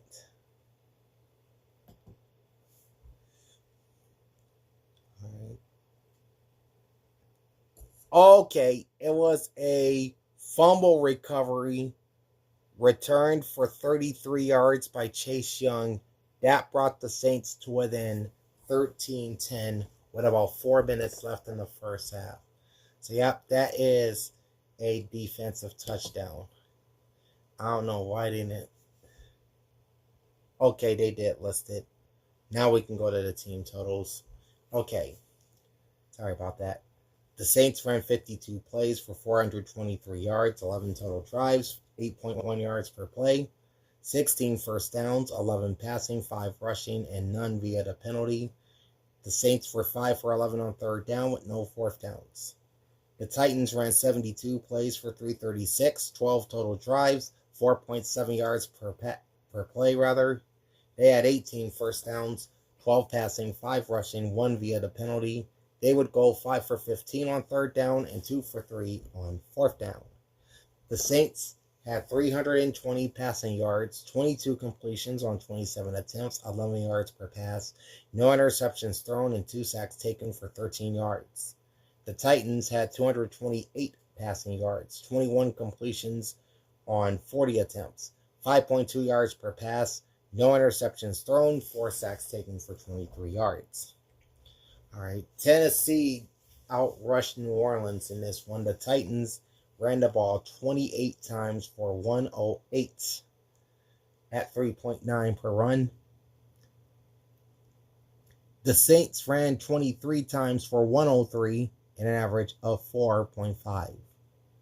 New Orleans finished 2 for 2 in the red zone, while Tennessee was 1 for 2. 6 penalties, 84 yards for the Titans. 6 penalties, 84 yards for the Saints, 4 penalties, 35 yards for the Titans. Each team had 1 turnover, both a fumble lost. And New Orleans did have a special teams touchdown in this game. Meanwhile, not a special teams touchdown, but rather a defensive touchdown on the fumble return. There were no special teams touchdowns for the Titans or Saints, and Tennessee also had no scores defensively. Tennessee actually won time of possession here at 31 minutes, 41 seconds. New Orleans had the ball for 28 minutes and 19 seconds. Spread was New Orleans minus 2.5. Over-under was 40. Against my goodwill, I took Tennessee to win and to cover. And yes, Cajun's giving me hell for it, as he should. All right, so my straight-up record is now 6-3. And ATS is 5-4. Over-unders are also 5-4, as I projected this game would go under 40 points. This ended up low-key being one of the best games of the week, as the two teams scored 60.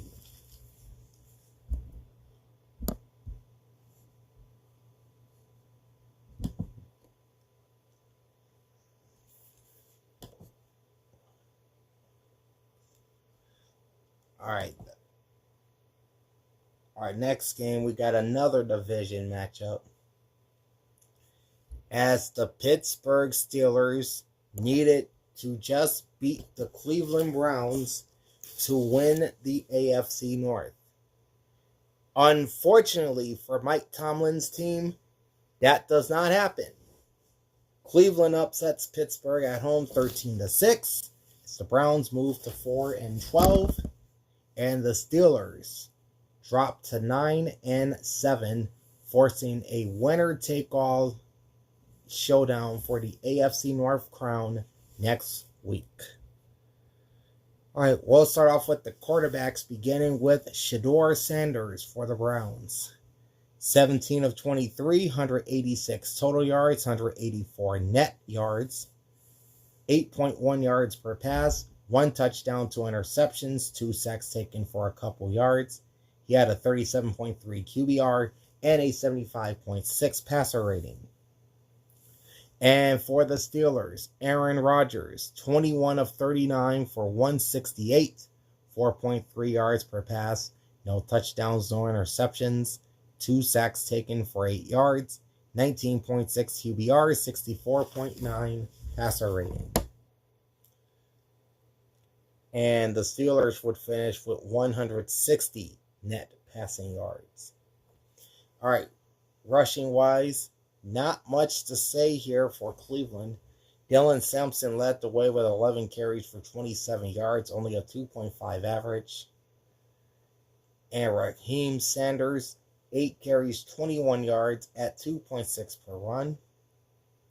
Meanwhile, Shedeur Sanders, 4 carries, 20 yards, and Travion Williams, 2 carries, 10 yards, both average 5 yards per run. So that's 25 rushes for the Cleveland Browns for 78 yards, 3.1 yards per rush with no touchdowns. For the Steelers, Jaylen Warren, 12 carries, 64 yards, 5.3 average. Connor Hayward, 2 for 26 and a 13 average. Kenneth Gainwell, 7 for 26, 3.7 average. Jonnu Smith, 2 for 9 at 4.5 per run. And Aaron Rodgers with 1 rush for 6. That's a total of 24 rushes for the Steelers for 131 yards, 5.5 yards per run, also with no touchdowns. Okay, on to the Browns receivers. Jerry Jeudy, 5 receptions, 54 yards, 7 targets, 10.8 per catch.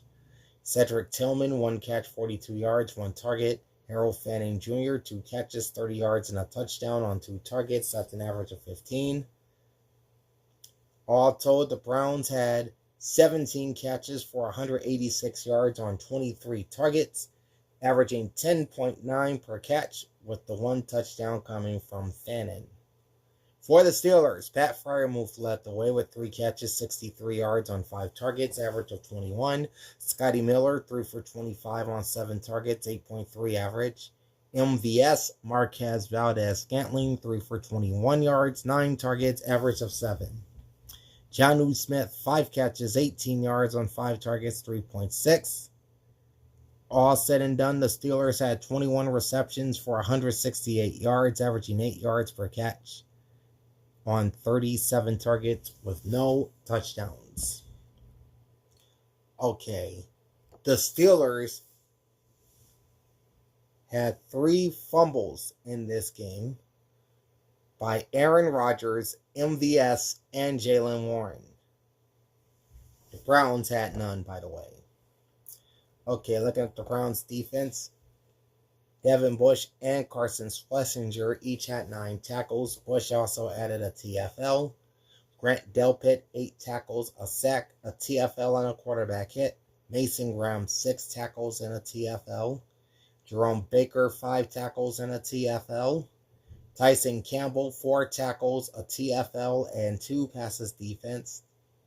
Alex Wright, 4 tackles, 1 sack, 2 tackles for loss, and 2 quarterback hits. Cameron Thomas, 4 tackles. On the Steelers side, Kyle Duggar had 8 tackles and a pass defense. Chuck Clark, 5 tackles. Cam Hayward, 5 tackles and a TFL. Jalen Ramsey, 5 tackles. Peyton Wilson, 5 tackles. Patrick Queen, 5 tackles and a TFL. Malik Harrison, 4 tackles and a TFL. Joey Porter Jr. had 4 tackles. Alex Highsmith had 3 tackles, 2 sacks, 2 TFLs, and 4 QB hits. All right.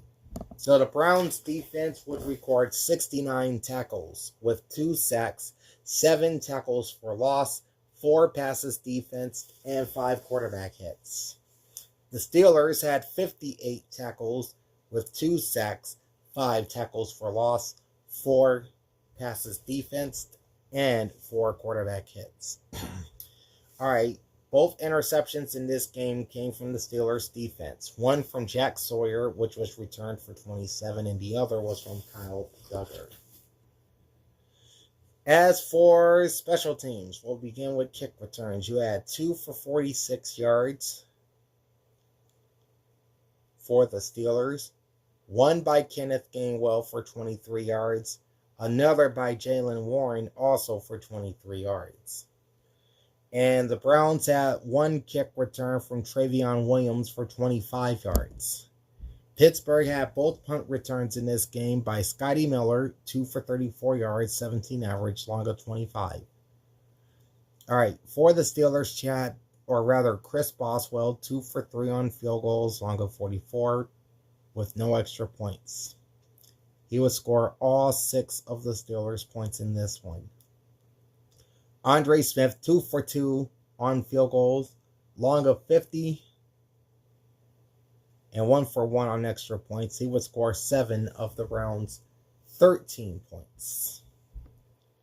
As for the punters, Corliss Waitman for the Steelers, 5 punts, 203 yards, 40.6 average. All 5 of his punts inside the 20-yard line, long punt of 52.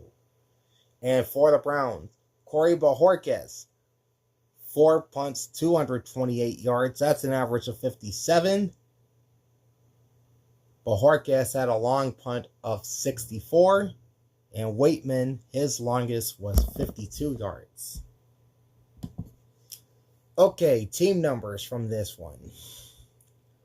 All right, 65 plays for the Steelers for 291 yards, 11 total drives, only 4.5 yards per play. They had 15 first downs, 9 passing, 5 rushing, 1 via the penalty. Third downs were 3 for 15. Fourth down, 0 for 3.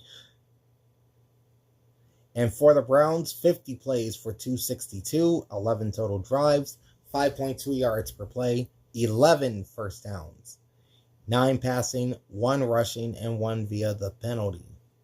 They went 4 of 11 on third down, 0 for 1 on fourth down. All right, the Browns had 184 passing yards,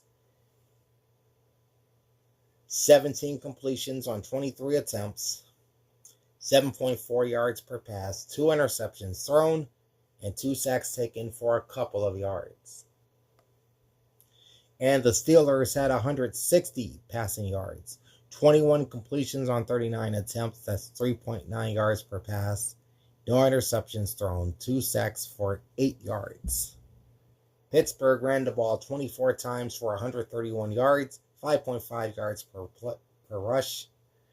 Cleveland ran 25 times for 78 yards, 3.1 per rush.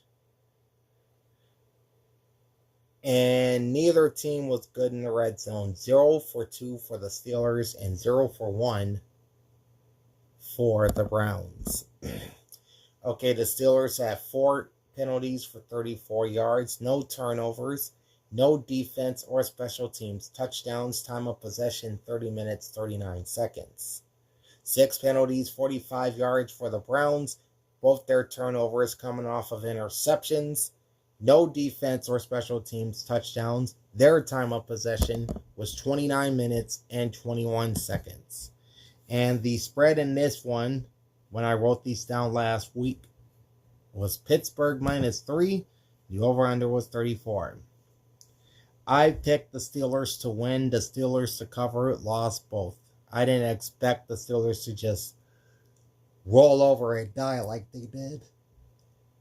So my straight-up record drops to 6-4.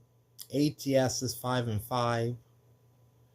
And over-unders are also 5-5, as I took the over 34. And there were only 19 points, making it the lowest scoring game in the NFL in Week 17.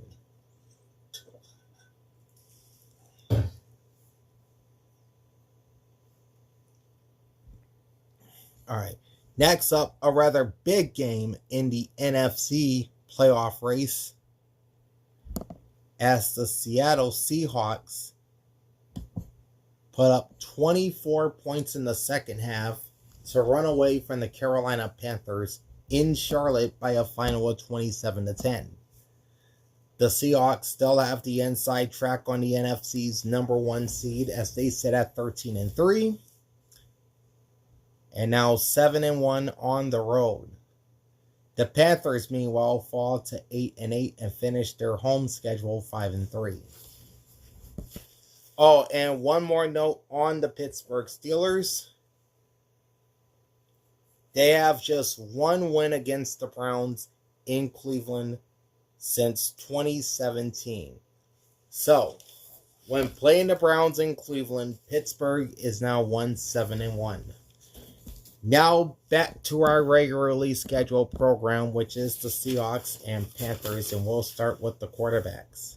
Sam Darnold, 18-27, 147 yards, 5.4 yards per pass, 1 touchdown, 1 interception, 3 sacks taken for 22 yards.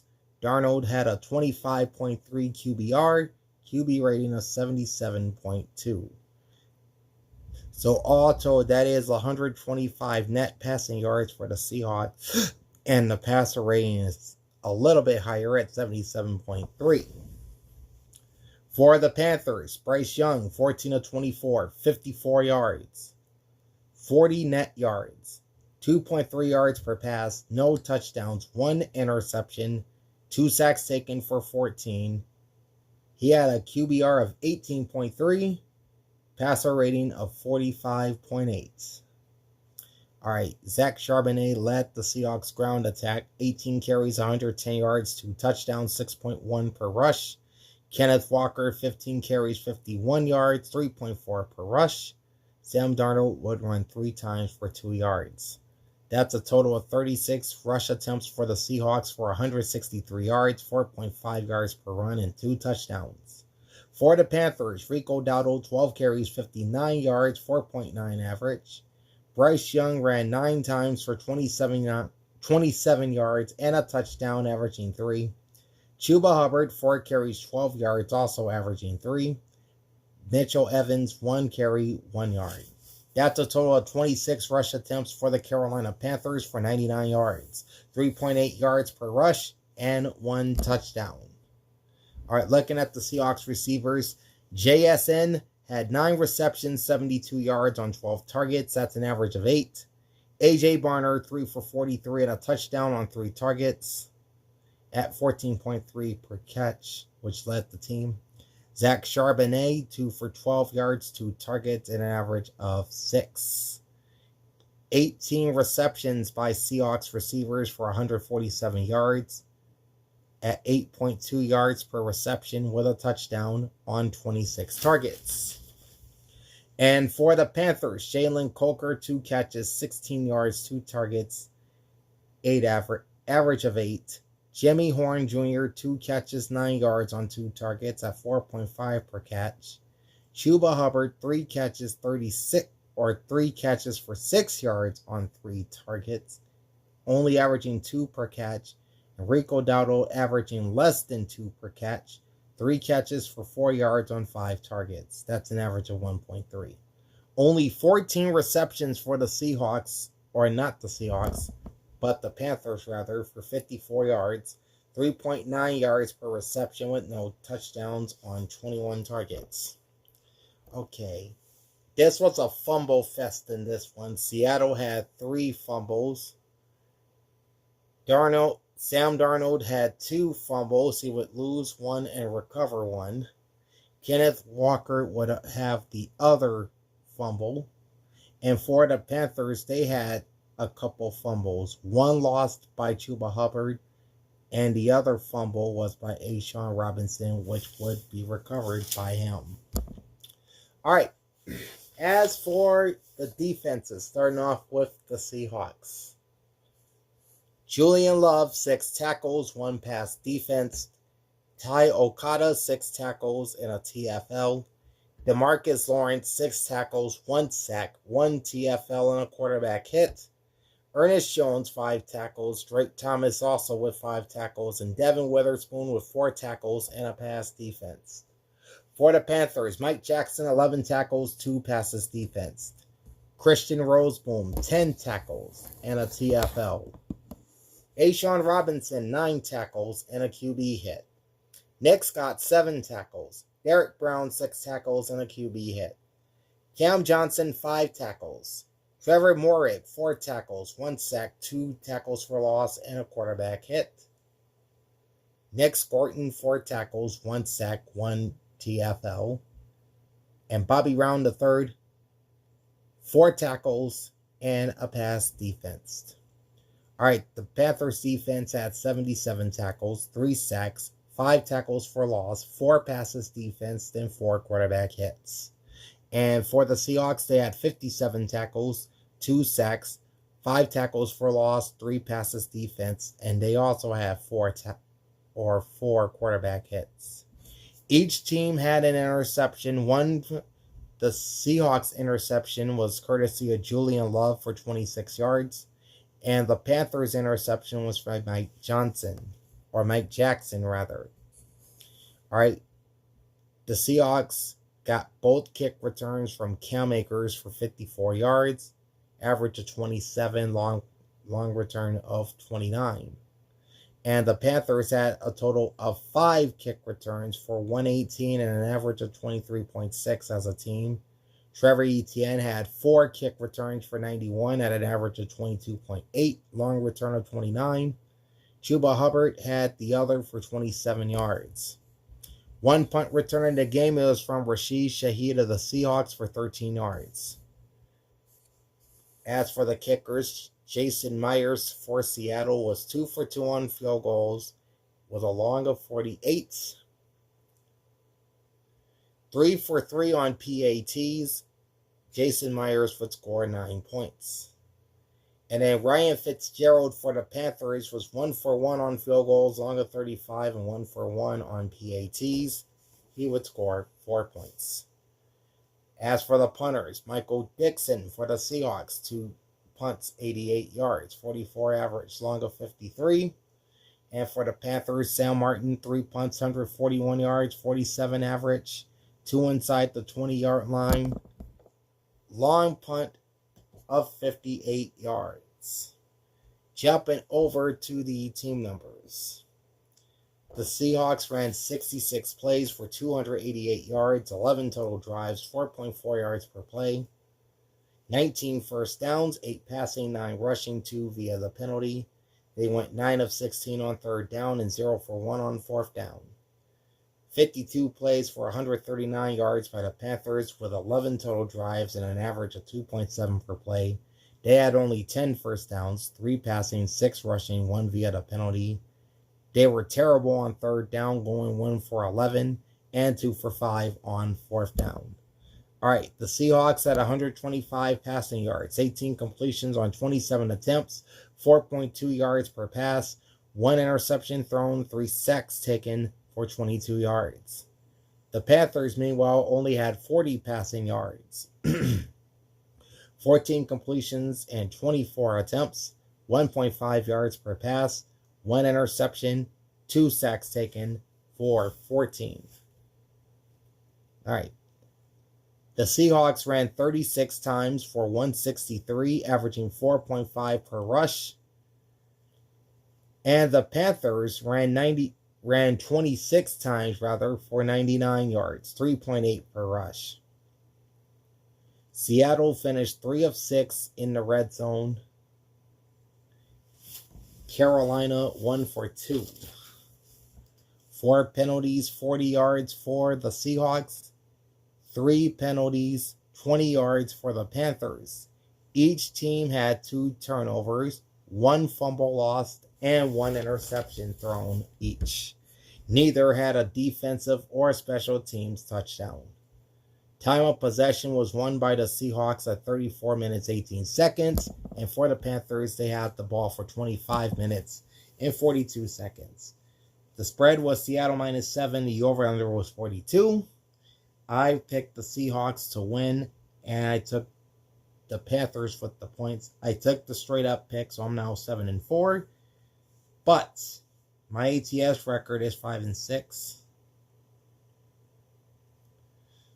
Over-under totals are also 5 and 6. As I projected this game to go over 42, there were only 37 points in this one.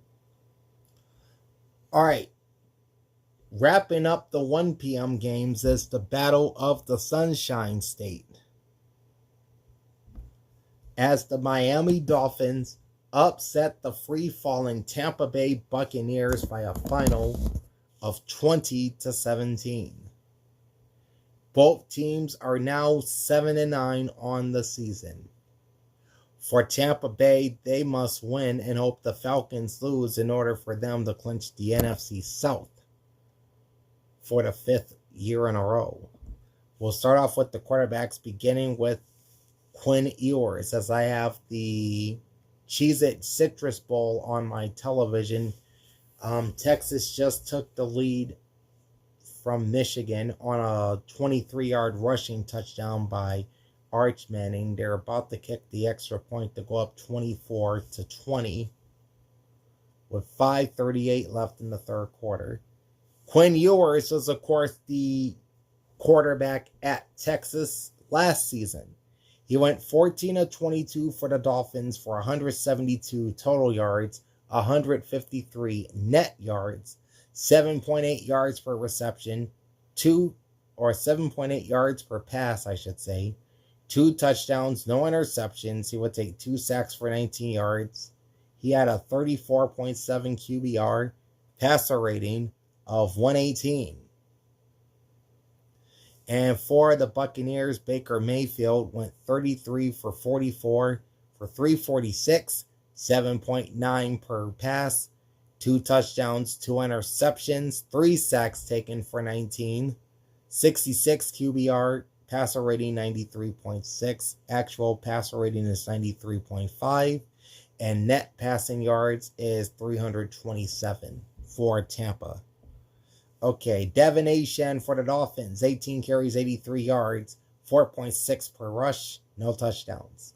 Jalen Wright, 5 for 56, 11.2 average, no touchdowns. The Dolphins as a team ran 30 times for 145 yards, 4.8 per rush, no touchdowns. On Tampa Bay's side, Bucky Irving held to 19 yards on 9 carries. That's a 2.1 average. Baker Mayfield would run 3 times for 16, 5.3 average, which actually led the team. Rashad White, 2 for 10 yards, 5 average. Sean Tucker, 2 for 8, 4 yards, average. Okay, Tampa Bay ran just 16 times for 53 yards. That's a 3.3 average with no touchdowns. As for the receivers, first up for the Dolphins, Theo Wease Jr., He's a rookie, I think. He had 1 catch, 63 yards, 1 touchdown on 1 target. So he made his impact with that 1 catch. Greg Dulcich, 5 for 58 yards and a touchdown on 6 targets. He also had a touchdown. Devin Achane, 3 catches, 29 yards on 3 targets, 9.7 average. Only 14 receptions for the Dolphins for 172 yards. That's 12.3 per catch with 2 touchdowns on 22 targets. For the Buccaneers, they had 2 100-yard receivers. Jalen McMillan went 7 for 114 on 9 targets and a 16.3 average, while Chris Godwin went 7 for 108 and a touchdown on 8 targets and an average of 15.4. Cade Otton had 4 receptions, 33 yards on 4 targets at 8.3. Mike Evans, 3 catches, 31 yards, and a touchdown on 7 targets, averaging 10.3.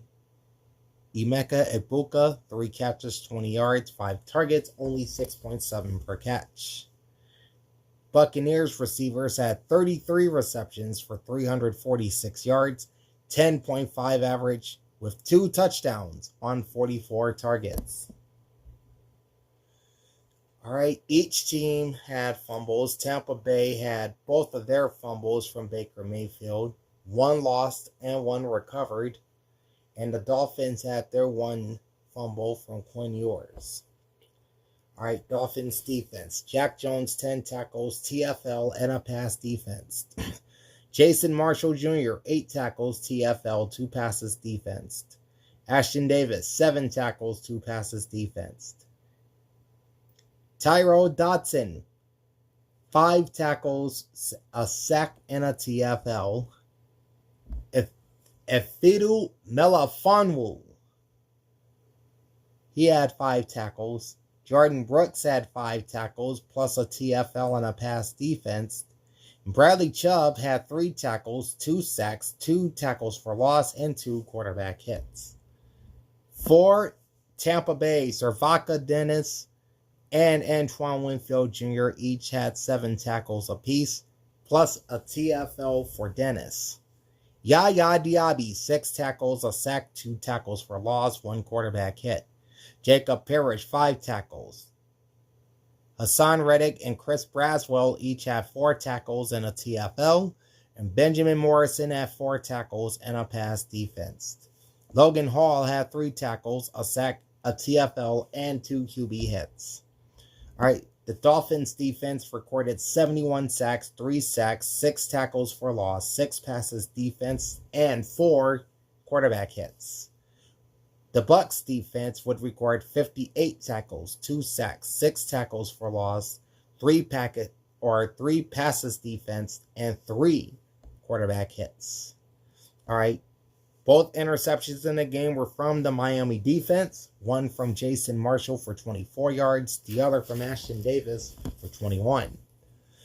All right. 3 kick returns for Tampa Bay for 75 yards, all coming from Cameron Johnson. That's an average of 25. And a long return of 27. And the 1 kick return for the Dolphins came from Malik Washington, and it was a pretty good one for 47 yards.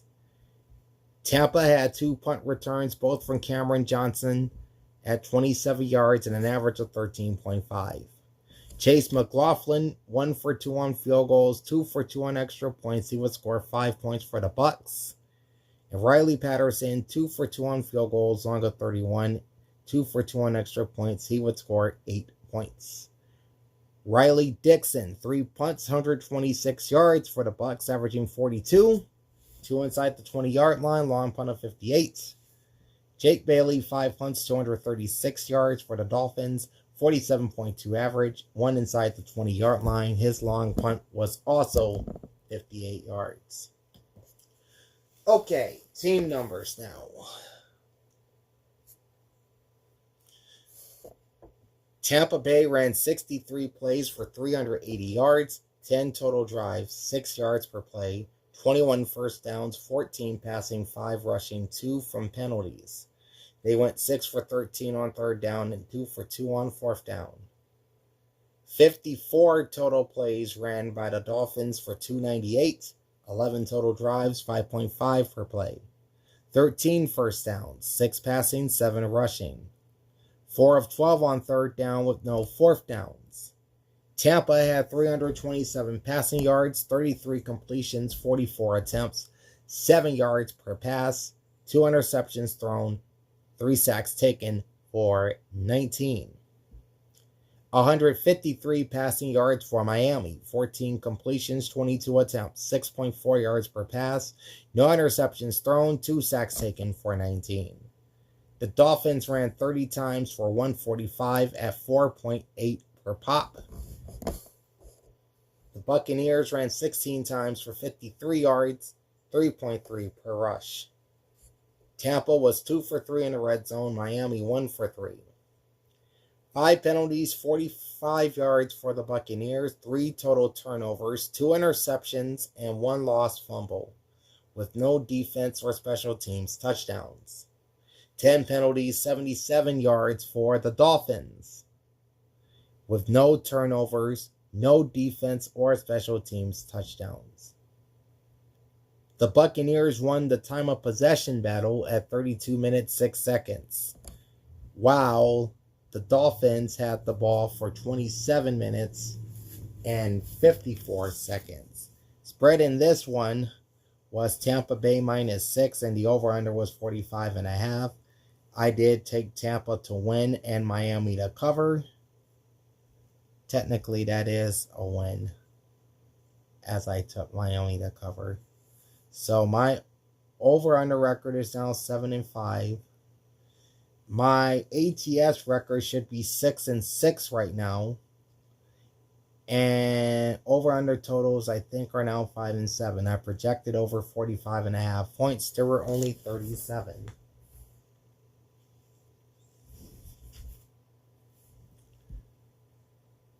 All right, so that wraps up the early afternoon portion of the Sunday schedule.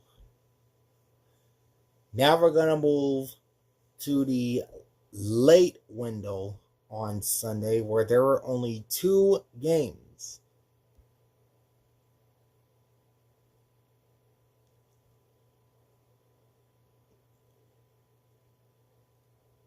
And we're going to start this off with the New York Giants beating down the Las Vegas Raiders at the Death Star 34-10.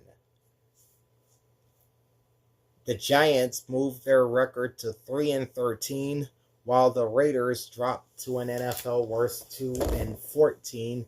They now have control of the number 1 pick in the 2026 draft. So if Vegas loses next week, the number 1 overall pick is theirs. All right, we'll begin with the quarterbacks. We'll start with the Giants. Jackson Dart was 22 of 30 for 207 yards, 6.9 yards per pass, no touchdowns, no interceptions, 2 sacks for 19 yards, 80.8 QBR, 91.9 QB rating. The Giants as a team overall had 188 net passing yards.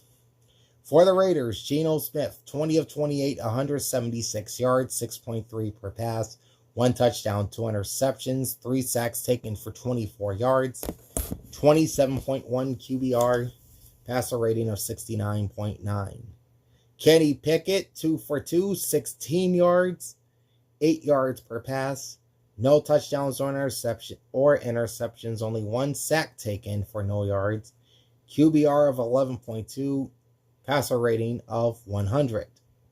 Collectively, Raiders quarterbacks went 22 for 30 for 168 net passing yards, 6.4 yards per pass, 1 touchdown, 2 interceptions, 4 total sacks taken for 24 yards, collective passer rating of 73.2.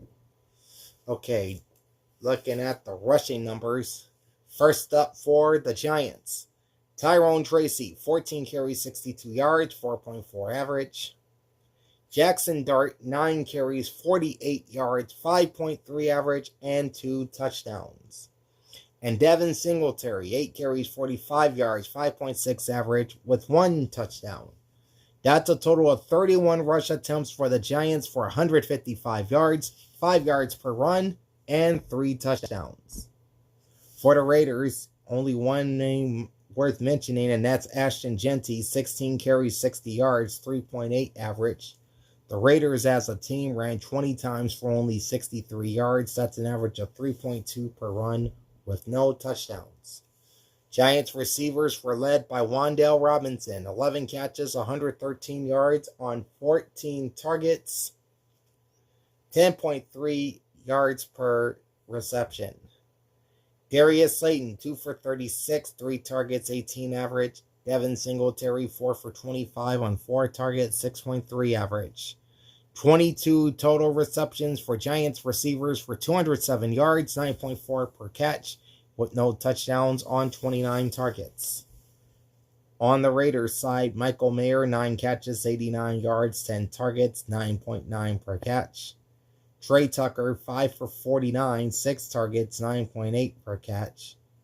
Tyler Lockett had 2 receptions, 9 yards on 3 targets, and a touchdown. That's 4.5 per catch.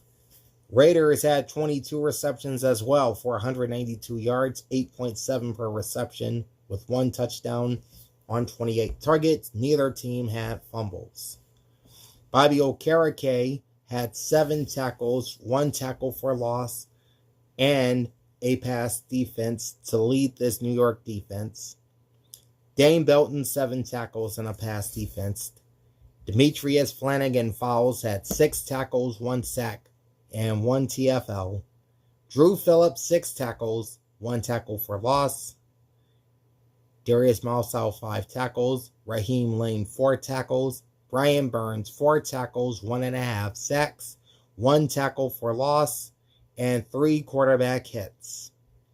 For the Raiders, Devin White had 8 tackles and a QB hit. Lonnie Johnson had 7 tackles. Landon Roberts, 6 tackles. Tommy Eichenberg and Tyree Wilson, 5 tackles each. Greedy Vance, 4 tackles, 1 pass defense and a QB hit. Jonah Lealu, 4 tackles and a TFL. Tristan McCollum had 3 tackles and a TFL. Isaiah Palamal and Darian Porter each had 3 tackles and a pass defense.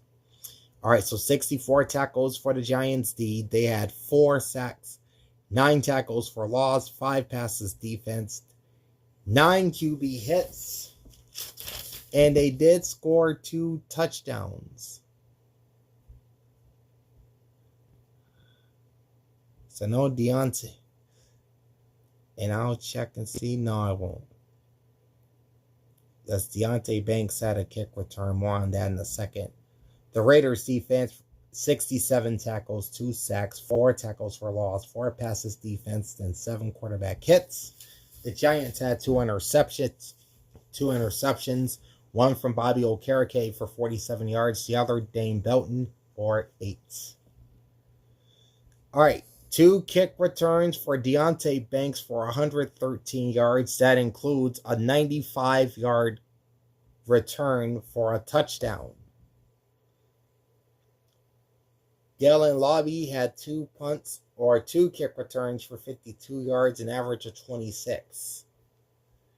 As for punt returns, each had a couple. Gunnar Olszewski for the Giants for 18 yards. Alec Bachman for the Raiders for 1. Ben Souls, 2 for 2 on field goals, 32 long. 4 for 4 on extra points. He would score 10 points. Daniel Carlson for the Raiders, 1 for 1 on field goals, long of 42, 1 for 1 on extra points, 4 points scored. For the Giants, Jamie Gillen, 2 punts, 88 yards, 44 average, 1 inside the 20-yard line. And for Vegas, A.J. Cole, 3 punts, 171 yards, 57 average, 1 inside the 20-yard line, long punt of 63. As we will now switch on over to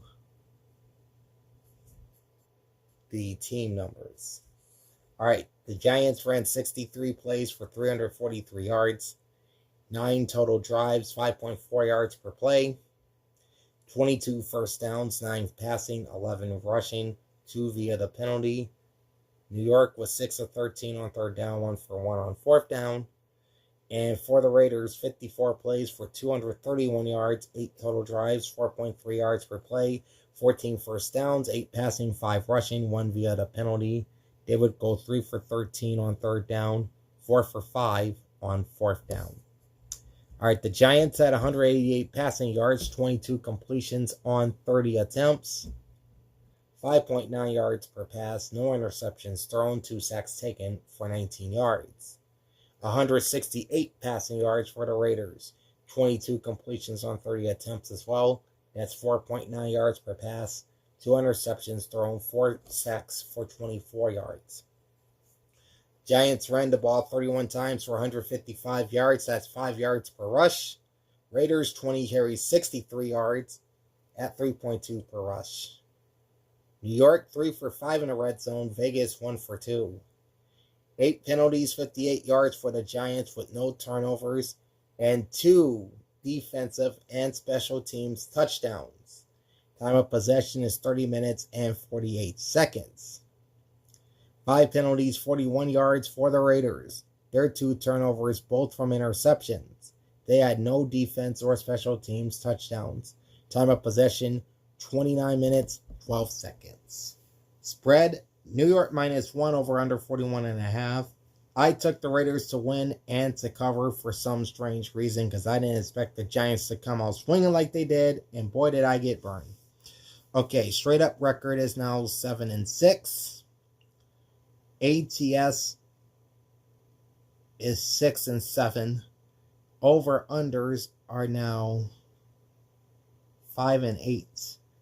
As I picked under 41.5 points, there were 44 total in this game.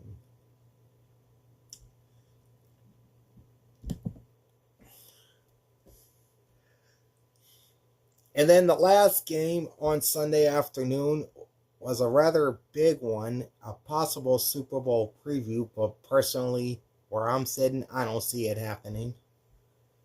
But anyway, the Philadelphia Eagles played an ugly defensive game, beating the Buffalo Bills 13-12.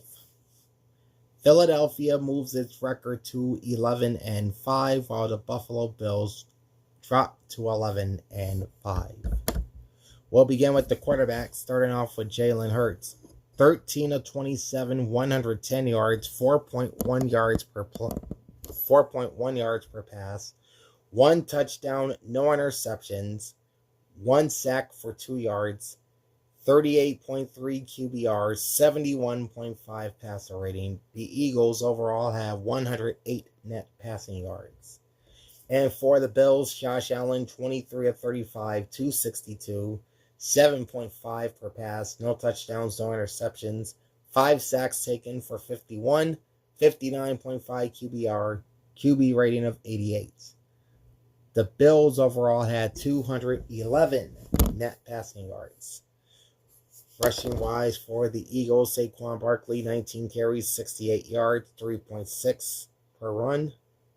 As a team, the Eagles ran 26 times for 82 yards, 3.2 per run, with no touchdowns. As for the Bills, James Cook, 20 carries, 74 yards, 3.7 per run. Josh Allen, 7 carries, 27 yards, 2 fourth-quarter rushing touchdowns, average of 3.9. Ty Johnson, 5 for 15 on 3, or 5 for 15 rather, at an average of 3. And Ray Davis, 1 rush, 4 yards. That equals 33 rushes for 120 yards by the Bills, 3.6 per run, with both touchdowns coming from their quarterback. All right, receiving wise, first for Philly, A.J. Brown, 5 catches, 68 yards, 7 targets, 13.6 per catch. Devonta Smith, 2 for 25 yards on 5 targets, 12.5 per catch. Dallas Goedert, 3 catches, 8 yards, and a touchdown on 6 targets, 2.7 per catch. Eagles receivers, just 13 receptions for 110 yards, 8.5 per catch, with 1 touchdown on 22 targets. For Buffalo, Brandon Cooks, 4 receptions, 101, 6 targets, 25.3 average. Tyrell Shavers, 2 for 36, 3 targets, 18 average. Khalil Shakir, 6 receptions, 35 yards, 7 targets, 5.8 per catch. Ty Johnson, 3 for 33 on 4 targets, 11 average. And Dawson Knox, 5 for 30 yards, 5 targets, average of 6. Bills receivers had 23 receptions for 262, 11.4 average, but no touchdowns on 33 targets. Okay. The Bills had 2 fumbles. Josh Allen suffered both fumbles. He recovered 1 and lost 1. That Jahad Campbell would recover 1 of the Allen fumbles.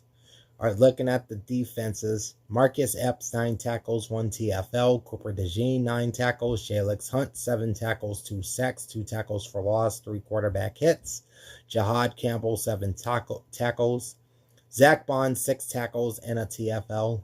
Jalen Phillips, 6 tackles, a sack, and a TFL. Reed Blankenship and Jordan Davis, 5 tackles each. Adoree Jackson, 5 tackles and 2 passes defense. Quinyon Mitchell, 4 tackles. For the Bills, Matt Milano, 7 tackles, half a sack, 1 tackle for loss, and a quarterback hit. Cam Lewis, 5 tackles. Shaq Thompson, 4 tackles and a TFL. Christian Benford, 3 tackles, 2 passes defensed. Greg Rousseau, 3 tackles, half a sack, and 2 quarterback hits. All right. So the Eagles defense had 77 tackles, 5 sacks, 7 TFLs, 3 passes defense, and 6 QB hits. The Bills, meanwhile, have 49 tackles, 1 sack, 4 tackles for loss, 3 passes defense, and 4 quarterback hits. All right. No interceptions on either side. Will Shipley had 2 kick returns for the Eagles for 49 yards, 24.5 average, long of 27. Ray Davis had 3 kick returns for the Bills for 84 yards, 28 average, long return of 32. All right. The Eagles had 1 punt return from Britton Colvey for 8 yards. The Bills had 3 kick returns from punt returns from Khalil Shakir for 50 yards, 16.7 average, long of 28. All right, Jake Elliott, 2 for 2 on field goals, long of 47. 1 for 1 on extra points. That's 7 points scored. Meanwhile, Michael Badgley, no field goals and 0 for 1 on extra points. Braden Mann, 7 punts, 388 yards, 55.4 average. 1 touchback, 2 inside the 20-yard line, long punt of 65. Mitch Wisnowski, 6 punts, 262 yards, 43.7 average. 1 touchback, 3 inside the 20. And a long punt of 49 yards.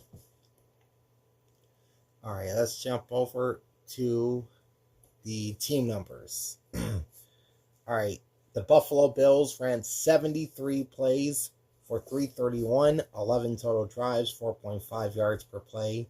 They had 20 first downs, 11 passing, 7 rushing, 2 via the penalty.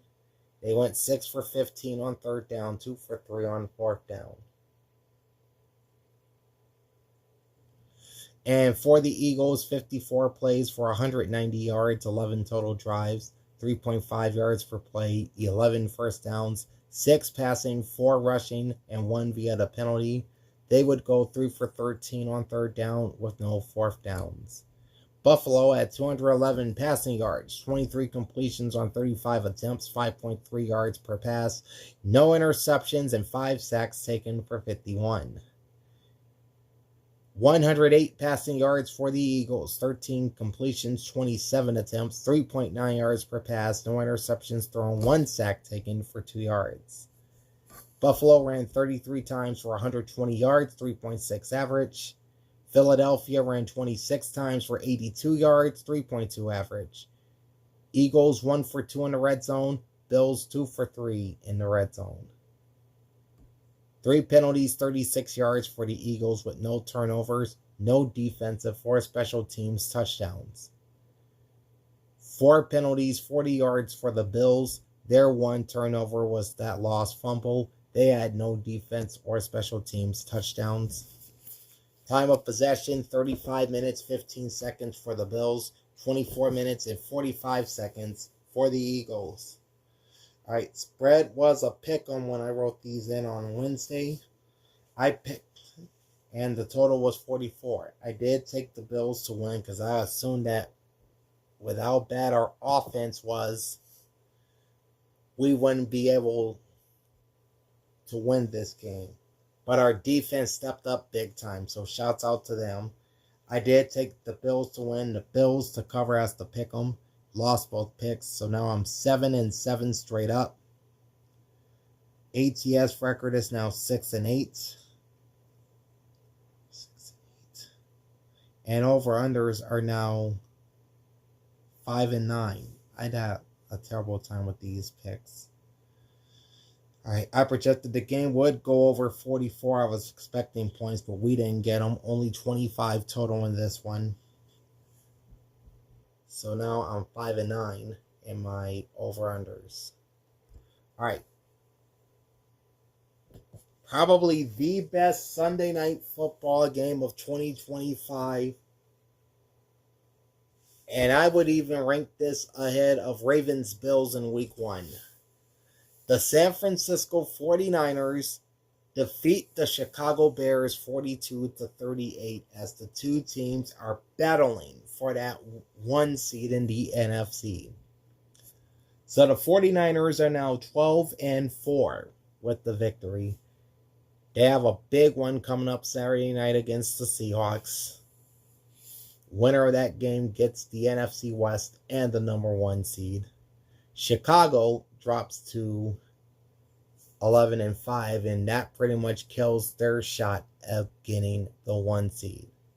All right, starting off with the quarterbacks. But first, we'll go to the quarterbacks. But first, the Chicago Bears are champions of the NFC North after Green Bay's loss to the Ravens on Saturday. Now we can go to the quarterbacks, starting with Brock Purdy. 24 of 33, 303 total yards, 296 net passing yards, 9.2 yards per pass, 3 touchdowns, 1 interception, 1 sack taken for 7 yards, 85.4 QBR, passer rating 118.6. And for the Bears, Caleb Williams, 25 of 42, 330 yards, 7.9 yards per pass, 2 touchdowns, no interceptions, no sacks taken, 71.2 QBR, 100.3 passer rating. All right. Rushing wise, Christian McCaffrey, 23 carries, 140 with a touchdown, averaging 6.1. Brock Purdy, 6 carries, 28 yards, 2 touchdowns, 4.7 average. All told, 34 rushes for an even 200 yards for the 49ers, 5.9 yards per run with 3 touchdowns. And for the Bears, DeAndre Swift, 9 carries, 54 yards, 2 touchdowns, 6 average. Cal Monangai, 8 for 38, 4.8 average. Caleb Williams, 5 for 18, 3.6 average. That's 22 total rushes for the Bears for 110 yards, 5 yards per run, 2 touchdowns. Niners receivers. Ricky Pearsall, 5 for 85 yards, 8 targets, 17 average. Jake Tonges, 7 catches, 60 yards, and a touchdown, 9 targets, 8.6 average. Juwan Jennings, 2 for 42, 4 targets, and a touchdown, 21 average. Christian McCaffrey, 4 for 41 yards, 6 targets, 10.3 average. Marcus Robinson, 2 for 30 yards, 2 targets, 15 average. That's 24 total receptions for the Niners for 303. 12.6 per catch on 33 targets with 3 touchdowns, as Kyle Juszczyk also had a touchdown. For the Bears, Luther Burden III, 8 for 138 and a touchdown on 9 targets, 17.3 average. Colston Loveland, 6 for 94 and a touchdown on 10 targets, 15.7 average. Ja'Day Walker, 2 for 30 on 4 targets, 15 average. DeAndre Swift, 2 for 25 on 3 targets, 12.5 per catch. Cole Kmet, 2 for 16 on 3 targets, 8 per catch.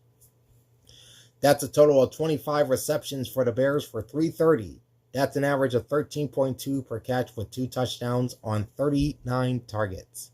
All right, neither team had a fumble in this game. Niners defense led by Tatum Bethune with 11 tackles, 1 TFL, and a pass defense. D. Winner, 7 tackles and a TFL. Upton Stout, who got hurt in this game, had 4 tackles, as did Diamador Lenore. Jair Brown also with 4 tackles, plus a pass defense. For the Bears, Tremaine Edmonds had 9 tackles. TJ Edwards also with 9 tackles, plus a pass defense and a touchdown. More on that in a second. Jaquan Brisker, 8 tackles, pass defense. Nashawn Wright and Javon Dexter Sr. each had 7 tackles. You had 5 tackles for Montez Sweat, 5 tackles for Joey Tryon Shoyinka, plus a tackle for loss. And C.J. Gardner-Johnson had 5 tackles and a pass defense. Meanwhile, Austin Booker had 3 tackles, a sack, a TFL, 2 passes defense, and a QB hit. All right, Niners defense, 58 tackles, no sacks, 4 TFLs, 5 passes defense, 3 QB hits. And for the Bears, 78 tackles, 1 sack, 3 TFLs, 6 passes defense, 1 quarterback hit, and 1 touchdown. Okay. Only interception came courtesy of the Bears from TJ Edwards, which was a 34-yard pick six. As for kick returns, 4 for the Bears for 102 yards, 25.5 average. 3 kick returns for Josh Blackwell for 73 at an average of 24.3. 1 for Devin Duvernay for 29 yards. All 4 of San Francisco's kickoff returns came from Sky Moore for 92 yards, average of 23. All right, Bears had no punt returns. The Bears had both of theirs by Sky Moore for 11 yards. All right, on to the kickers. Cairo Santos for Chicago went 1 for 1 on field goals, long of 29.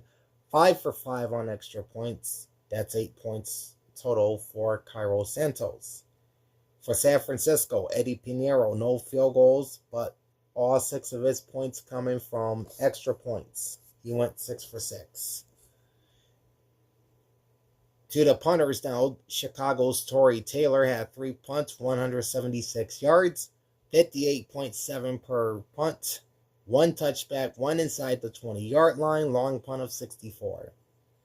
And for San Francisco, Thomas Morstead, 2 punts, 81 yards, 2 inside the 20-yard line, average of 40.5, long punt of 49. All right, team numbers.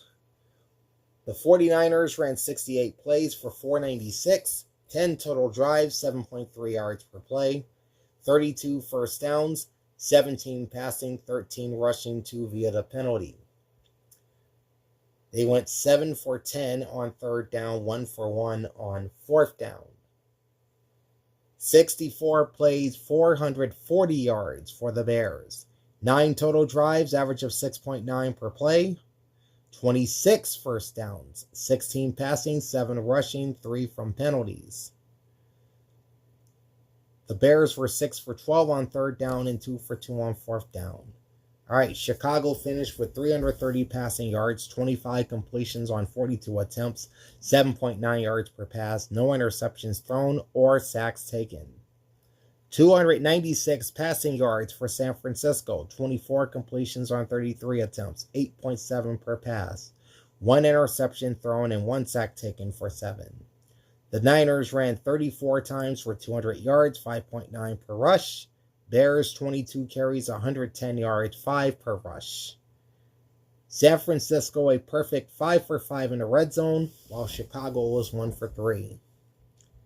All right, 7 penalties, 39 yards for the Bears with no interception, or no turnovers rather. They did have a defensive touchdown scored in this game, and that was the pick 6. 5 penalties, 55 yards for the Niners. Their 1 turnover was from an interception. They had no defensive or special team scores.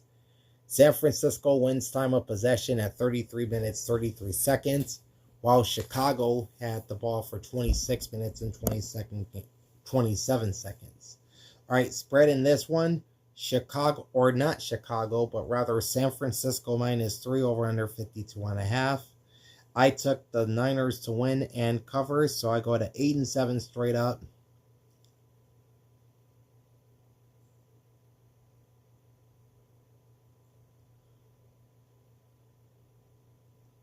Eight and seven straight up. I think I'm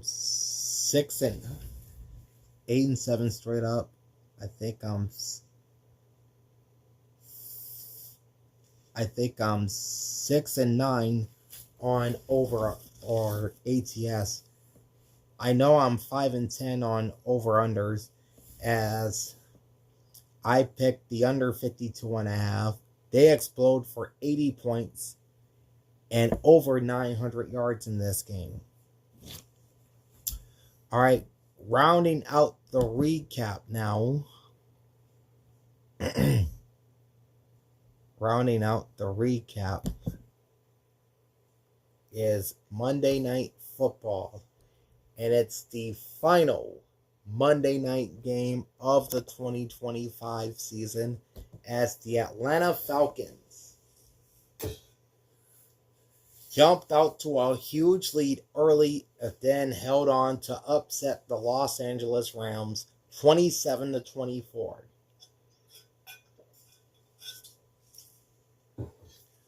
The Falcons improved their record to 7-9, while the Rams fall to 11-5. Now Atlanta somehow still has a say in the NFC South title picture, because Atlanta has to win their remaining 2 games, and Tampa Bay has to lose one of their 2 or 2 of theirs, and it would eliminate Tampa Bay from the playoffs and force a 3-way tie atop the AFC or the NFC South, with Atlanta going to 8-9, Carolina winning the division at 8-9, and Tampa Bay finishing second.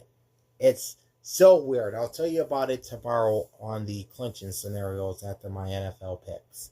Anyway, on the quarterback side of things, for the Falcons, Kirk Cousins, 13 of 20, 126 yards, 6.3 per pass, 1 touchdown, no interceptions, no sacks taken, 75.3 QBR, passer rating of 99.2. For the Rams, Matthew Stafford, 22 of 38, 269 total, 248 net passing yards, 7.1 yards per pass, 2 touchdowns, and 3 interceptions. 3 sacks taken for 21 yards, 41.8 QBR, 64.5 passer rating. Okay, looking at the rushing for the Falcons, Bijan Robinson, he's a monster. He finishes second in terms of Offensive Player of the Week. 22 carries, 195 yards, and a touchdown, 8.9 yards per run. All told, the Falcons ran 33 times for 219, 6.6 average, and 1 touchdown. For the Rams, Kyren Williams, 13 carries, 92 yards, 7.1 average. The Rams ran 20 times for 115, 5.8 per run, and no touchdowns. Falcons receivers led by David Sills V, 3 catches, 37 yards, 4 targets, 12.3 average. Darnell Mooney, 2 for 35, and a 17.5 average. And Bijan Robinson, 5 for 34 yards and a touchdown, 6.8 average. So that ends up being 229 yards and 27 touches and 2 touchdowns for Bijan Robinson. Yeah, he finished it, but yeah, he doesn't take home Offensive Player of the Week. That honor went to Derrick Henry. Falcons receivers had 13 receptions for 126 yards, 9.7 per catch, 1 touchdown on 20 targets. For the Rams, Xavier Smith, 4 for 67, 6 targets, 16.8 average. Terrence Ferguson, 2 for 54 and a touchdown on 4 targets, average of 27. Colby Parkinson, 6 for 53 on 7 targets, 8.8 average. Puka Nacua, 5 for 47 and a touchdown on 10 targets, 9.4 average. Rams receivers had 22 receptions for 269, 12.2 per pass, or 12.2 per catch, 2 touchdowns, and 36 targets. Neither team had a fumble. Okay, Falcons defense led by Divine Diablo. He had 10 tackles. A.J. Terrell, 7 tackles and 2 passes defensed. Jesse Bates, 7 tackles, a pass defense. He also scored a defensive touchdown on a pick 6. Xavier Watts, 5 tackles, 3 passes defensed. And Laquel London with 4 tackles. For the Rams, Cam Curl led the team with 9 tackles. Omar Spates with 8 tackles. Byron Young, 8 tackles and a TFL. Plus 3 quarterback hits. Jarrett First, 6 tackles. 1 TFL, a quarterback hit, and a touchdown. Nate Landman, 6 tackles, TFL, and a QB hit. Colby Turner, 5 tackles and a QB hit. Cameron Kitchens, 5 tackles. All right, Falcons defense, a total of 60 tackles with 3 sacks, 4 tackles for loss, 8 passes defensed, 5 quarterback hits, and a touchdown. The Rams defense had 75 tackles, no sacks, 3 TFLs, 1 pass defense, 7 QB hits, and a touchdown. All right. You had 3 total interceptions by the Falcons, 2 by Xavier Watts for 32 yards, and 1 by Jesse Bates for 34, and a touchdown. All right. The Rams got 3 kick returns from Jordan Whittington for 80 yards, 26.7 average, long of 38. The Falcons got 4 kick returns for 93, 2 from Dylan Drummond for 54 yards, 2 from Devin Tompkins for 39 yards. All right. Only the Rams had 3 punt returns. The Rams have 3 punt returns for 23 yards from Xavier Smith. All right. Harrison Mevis for the Rams, 1 for 1 on field goals, long of 35, 3 for 3 on extra points, 5 points. And for the Falcons, Zane Gonzalez, 2 for 3 on field goals, long 56, 3 for 3 on extra points, he would score 10. Ethan Evans for the Rams, 2 punts, 90 yards, averaging 45, 1 inside the 20-yard line, long punt of 50. Bradley Pinion, 5 punts, 246 yards for the Falcons, 49.2 average, 3 inside the 20, long punt of 61. All right.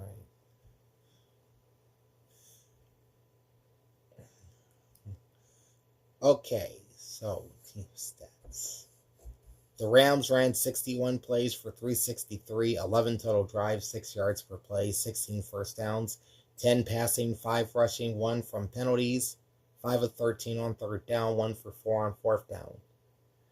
Falcons ran 53 plays for 345, 10 total drives, 6.5 per play, 15 first downs, 9 passing, 5 rushing, and 1 from penalties, 5 of 13 on third down with no fourth downs.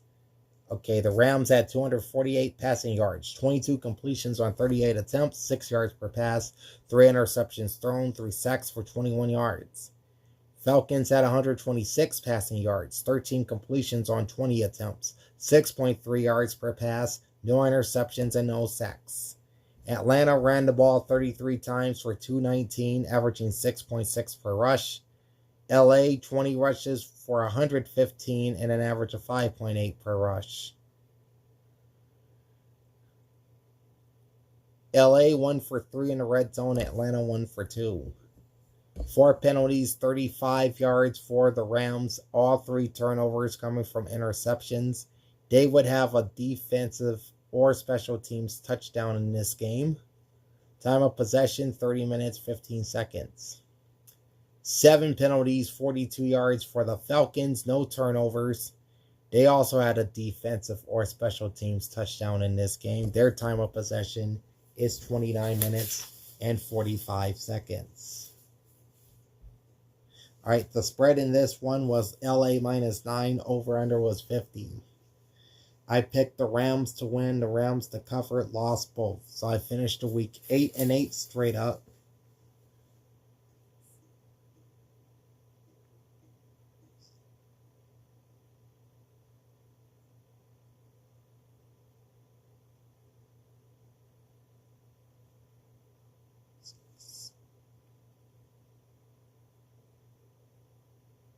I'm actually 7-9 in my ATS picks.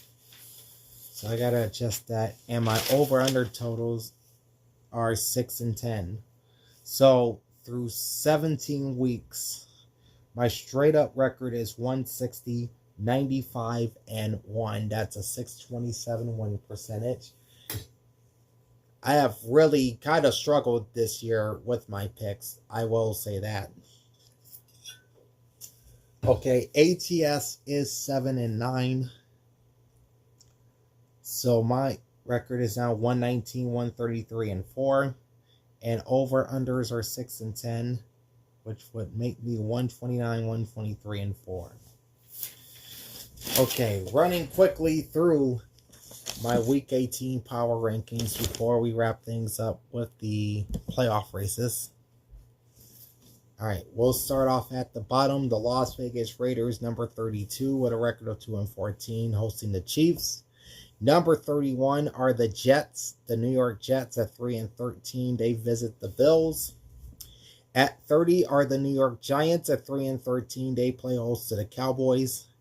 Number 29 is the Tennessee Titans at 3-13 as they visit the Jaguars. Number 28 are the Cleveland Browns at 4-12. They visit Cincinnati. Number 27 are the Arizona Cardinals at 3-13. They play the Rams in LA. Number 26, the Washington Commanders at 4-12. They visit the Eagles. Dropping to 25 are the Kansas City Chiefs with a record of 6-10. They're in Las Vegas. Number 24 is the New Orleans Saints with a record of 6-10. They close the regular season against the Falcons. Number 23 is the Cincinnati Bengals at 6-10. They'll host the Browns. At 22, the Dallas Cowboys with a record of 7-8-1. They'll play the Giants in New York. Number 21 is the Minnesota Vikings at 8-8. They'll host the Packers. At 20, the Indianapolis Colts at 8-8. They visit the Texans in Houston.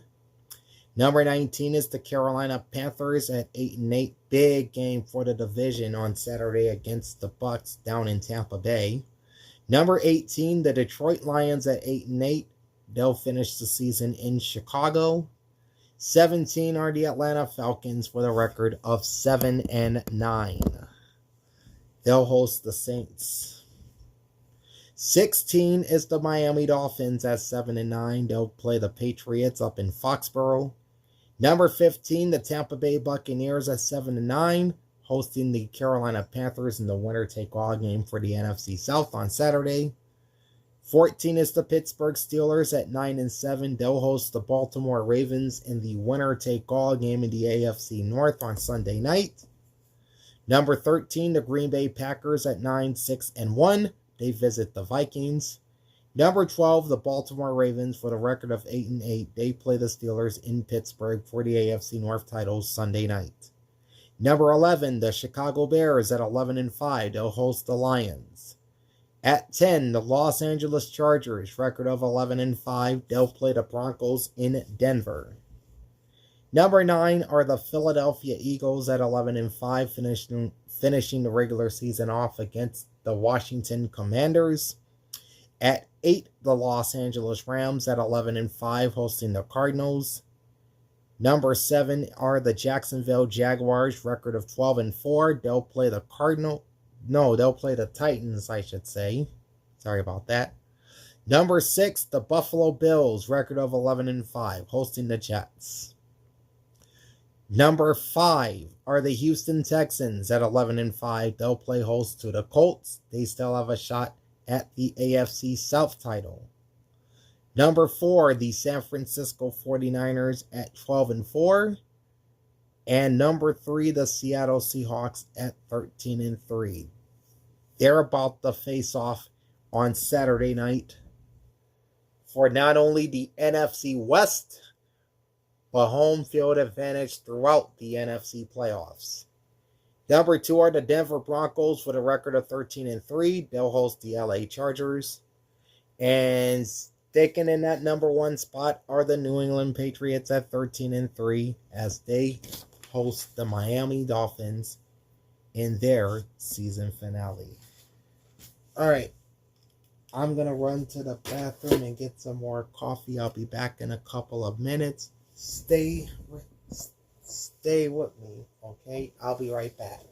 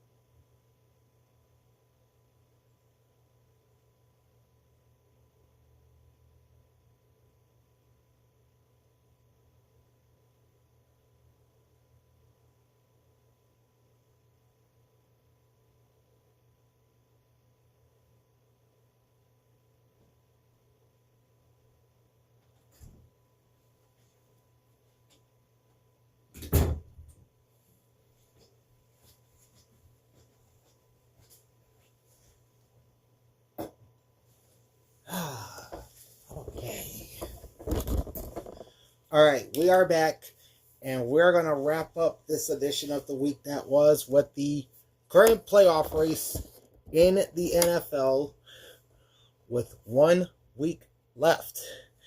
And we'll start off in the AFC. All right.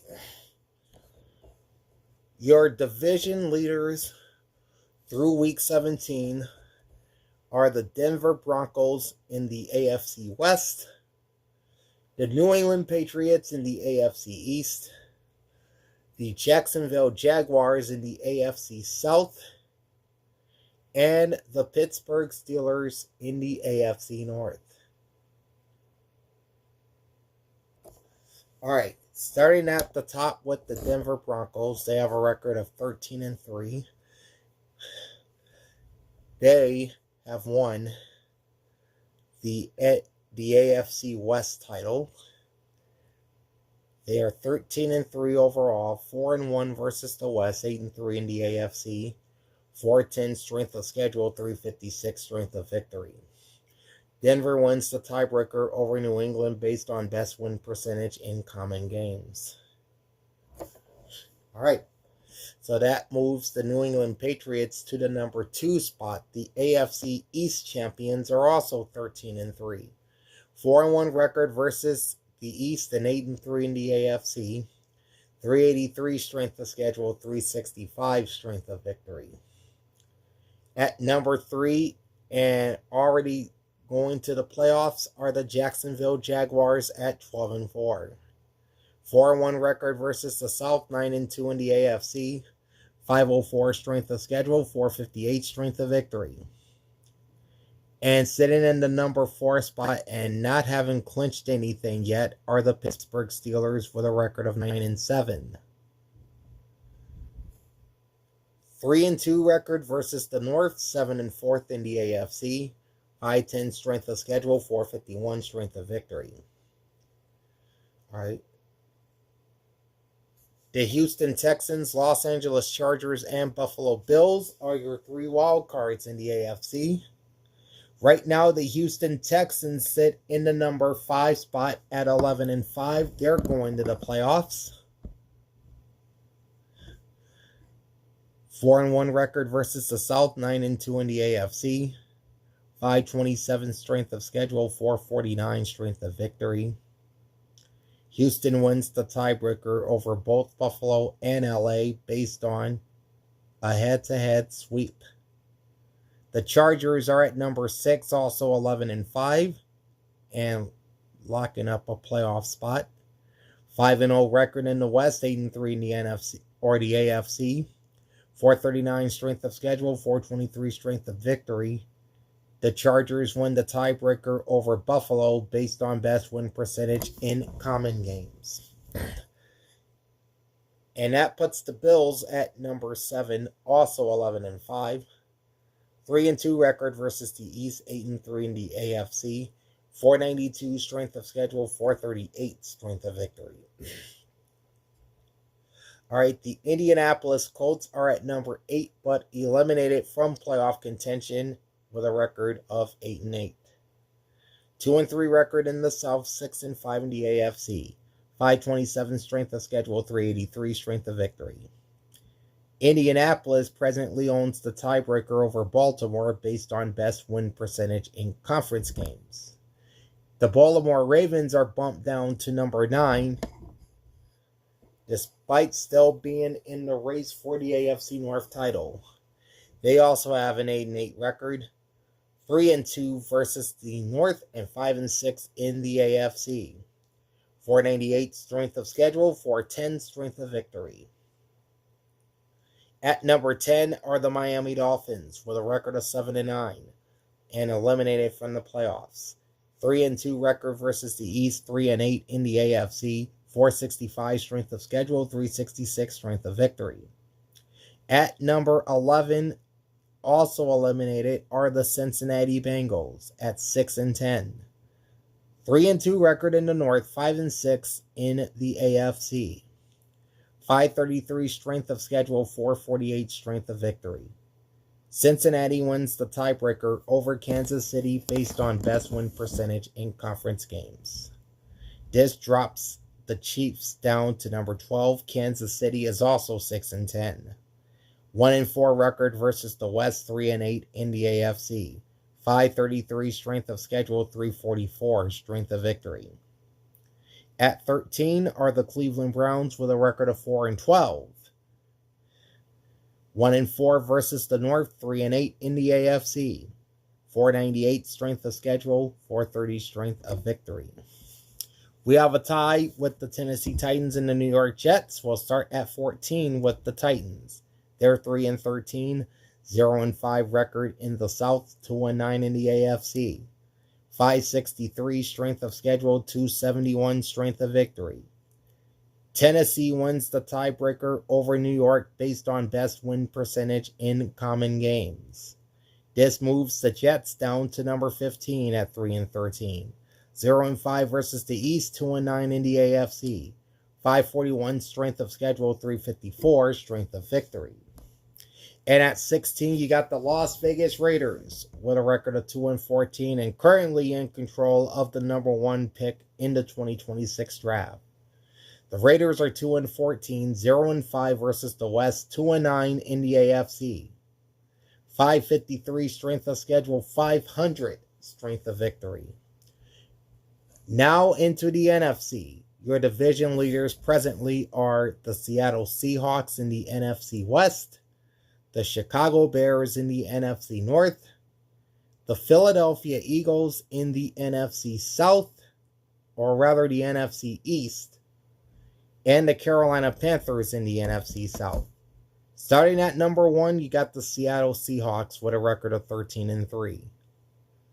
3-2 versus the West, 8-3 in the NFC, 480 strength of schedule, 447 strength of victory.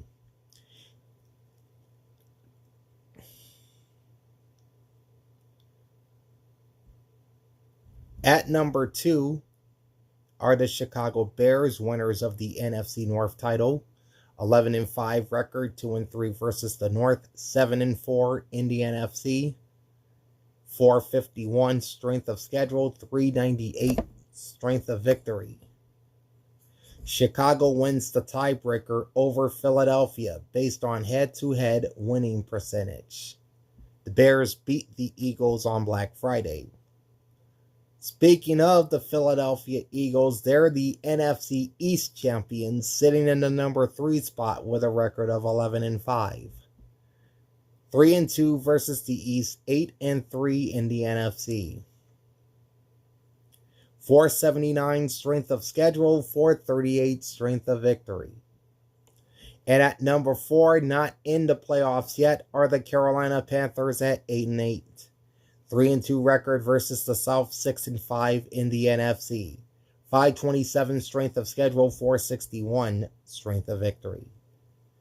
Your 3 wildcard spots are presently the 49ers, Rams, and Packers. San Francisco currently sits in the number 5 spot with a record of 12-4. 4-1 record versus the West, 9-2 in the NFC. 473 strength of schedule, 417 strength of victory. At 6 are the Los Angeles Rams at 11-5. 3-2 versus the West, 6-5 in the NFC. 555 strength of schedule, 517 strength of victory. And in that 7th and final spot, and locked into their position, are the Green Bay Packers at 9-6-1. 4-1 versus the North, 7-3-1 in the NFC. 479 strength of schedule, 417 strength of victory. We got a tie between the Vikings and Lions. So we'll start with the Minnesota Vikings at number 8 with a record of 8-8. 3-2 record versus the North, 6-5 in the NFC. 512 strength of schedule, 402 strength of victory. Minnesota wins the tiebreaker over Detroit based on head-to-head winning percentage, whereas the Vikings swept the season series from the Lions. So that drops Detroit to number 9, also 8-8. They would be last in the NFC North right now. They have a 1-4 record versus the North and a 5-6 record in the NFC. 479 strength of schedule, 395 strength of victory. At number 10, you got the Dallas Cowboys at 7-8-1. 4-1 record versus the East, 4-6-1 in the NFC. 451 strength of schedule, 295 strength of victory. At number 11, and still in the race for the playoffs, you got the Tampa Bay Buccaneers with a record of 7-9. 2-3 versus the South, 5-6 in the NFC. 535 strength of schedule, 491 strength of victory. Tampa Bay wins the tiebreaker over Atlanta based on best win percentage in common games. Moving the Falcons down to number 12, also 7-9. 2-3 record versus the South, 6-5 in the NFC. 504 strength of schedule, 446 strength of victory. At number 13, you've got the New Orleans Saints at 6-10. 3-2 versus the South, 4-7 in the NFC. 496 strength of schedule, 333 strength of victory. At 14, you got the Washington Commanders at 4-12. 2-3 versus the East, 2-9 in the NFC. 498 strength of schedule, 297 strength of victory.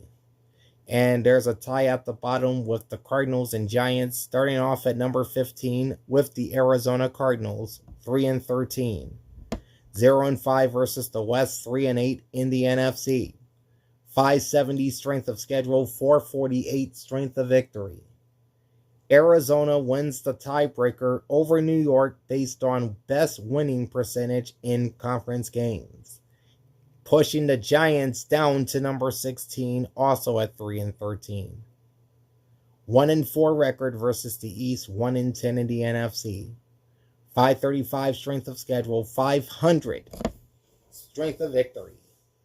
Alright, that is it for the Week 17 edition of the week that was. Taking a look at the player and team statistical numbers from every game in Week 17 in the NFL. We also ran through my Week 18 power rankings and the latest playoff picture in the NFL going into this final week of the season.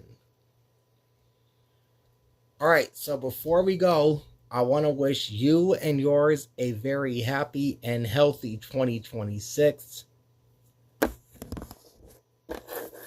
I hope you have fun, but please be careful if you're going out tonight. Alright, with that said, my next video will be tomorrow, the 1st of 2026. It will be my Week 18 NFL picks, both straight up and against the spread. I don't think we'll have the injury report though this week because the next games are on Saturday. So we'll probably skip the injury report and then go straight into the postseason clinching and elimination scenarios for week number 18. So make sure you join me tomorrow for that as we ring in 2026. But for now, like, comment, and subscribe to my channel. Ring the bell and get notified every time I go live. Big shout out to everyone that has hung out with me this year. Everyone that has subscribed, everyone that has liked, and everyone that has commented. I salute all of you. All right, Big Al signing off for the last time in 2025. Thanks for watching and enjoy the pigskin. Happy New Year, folks. Peace out.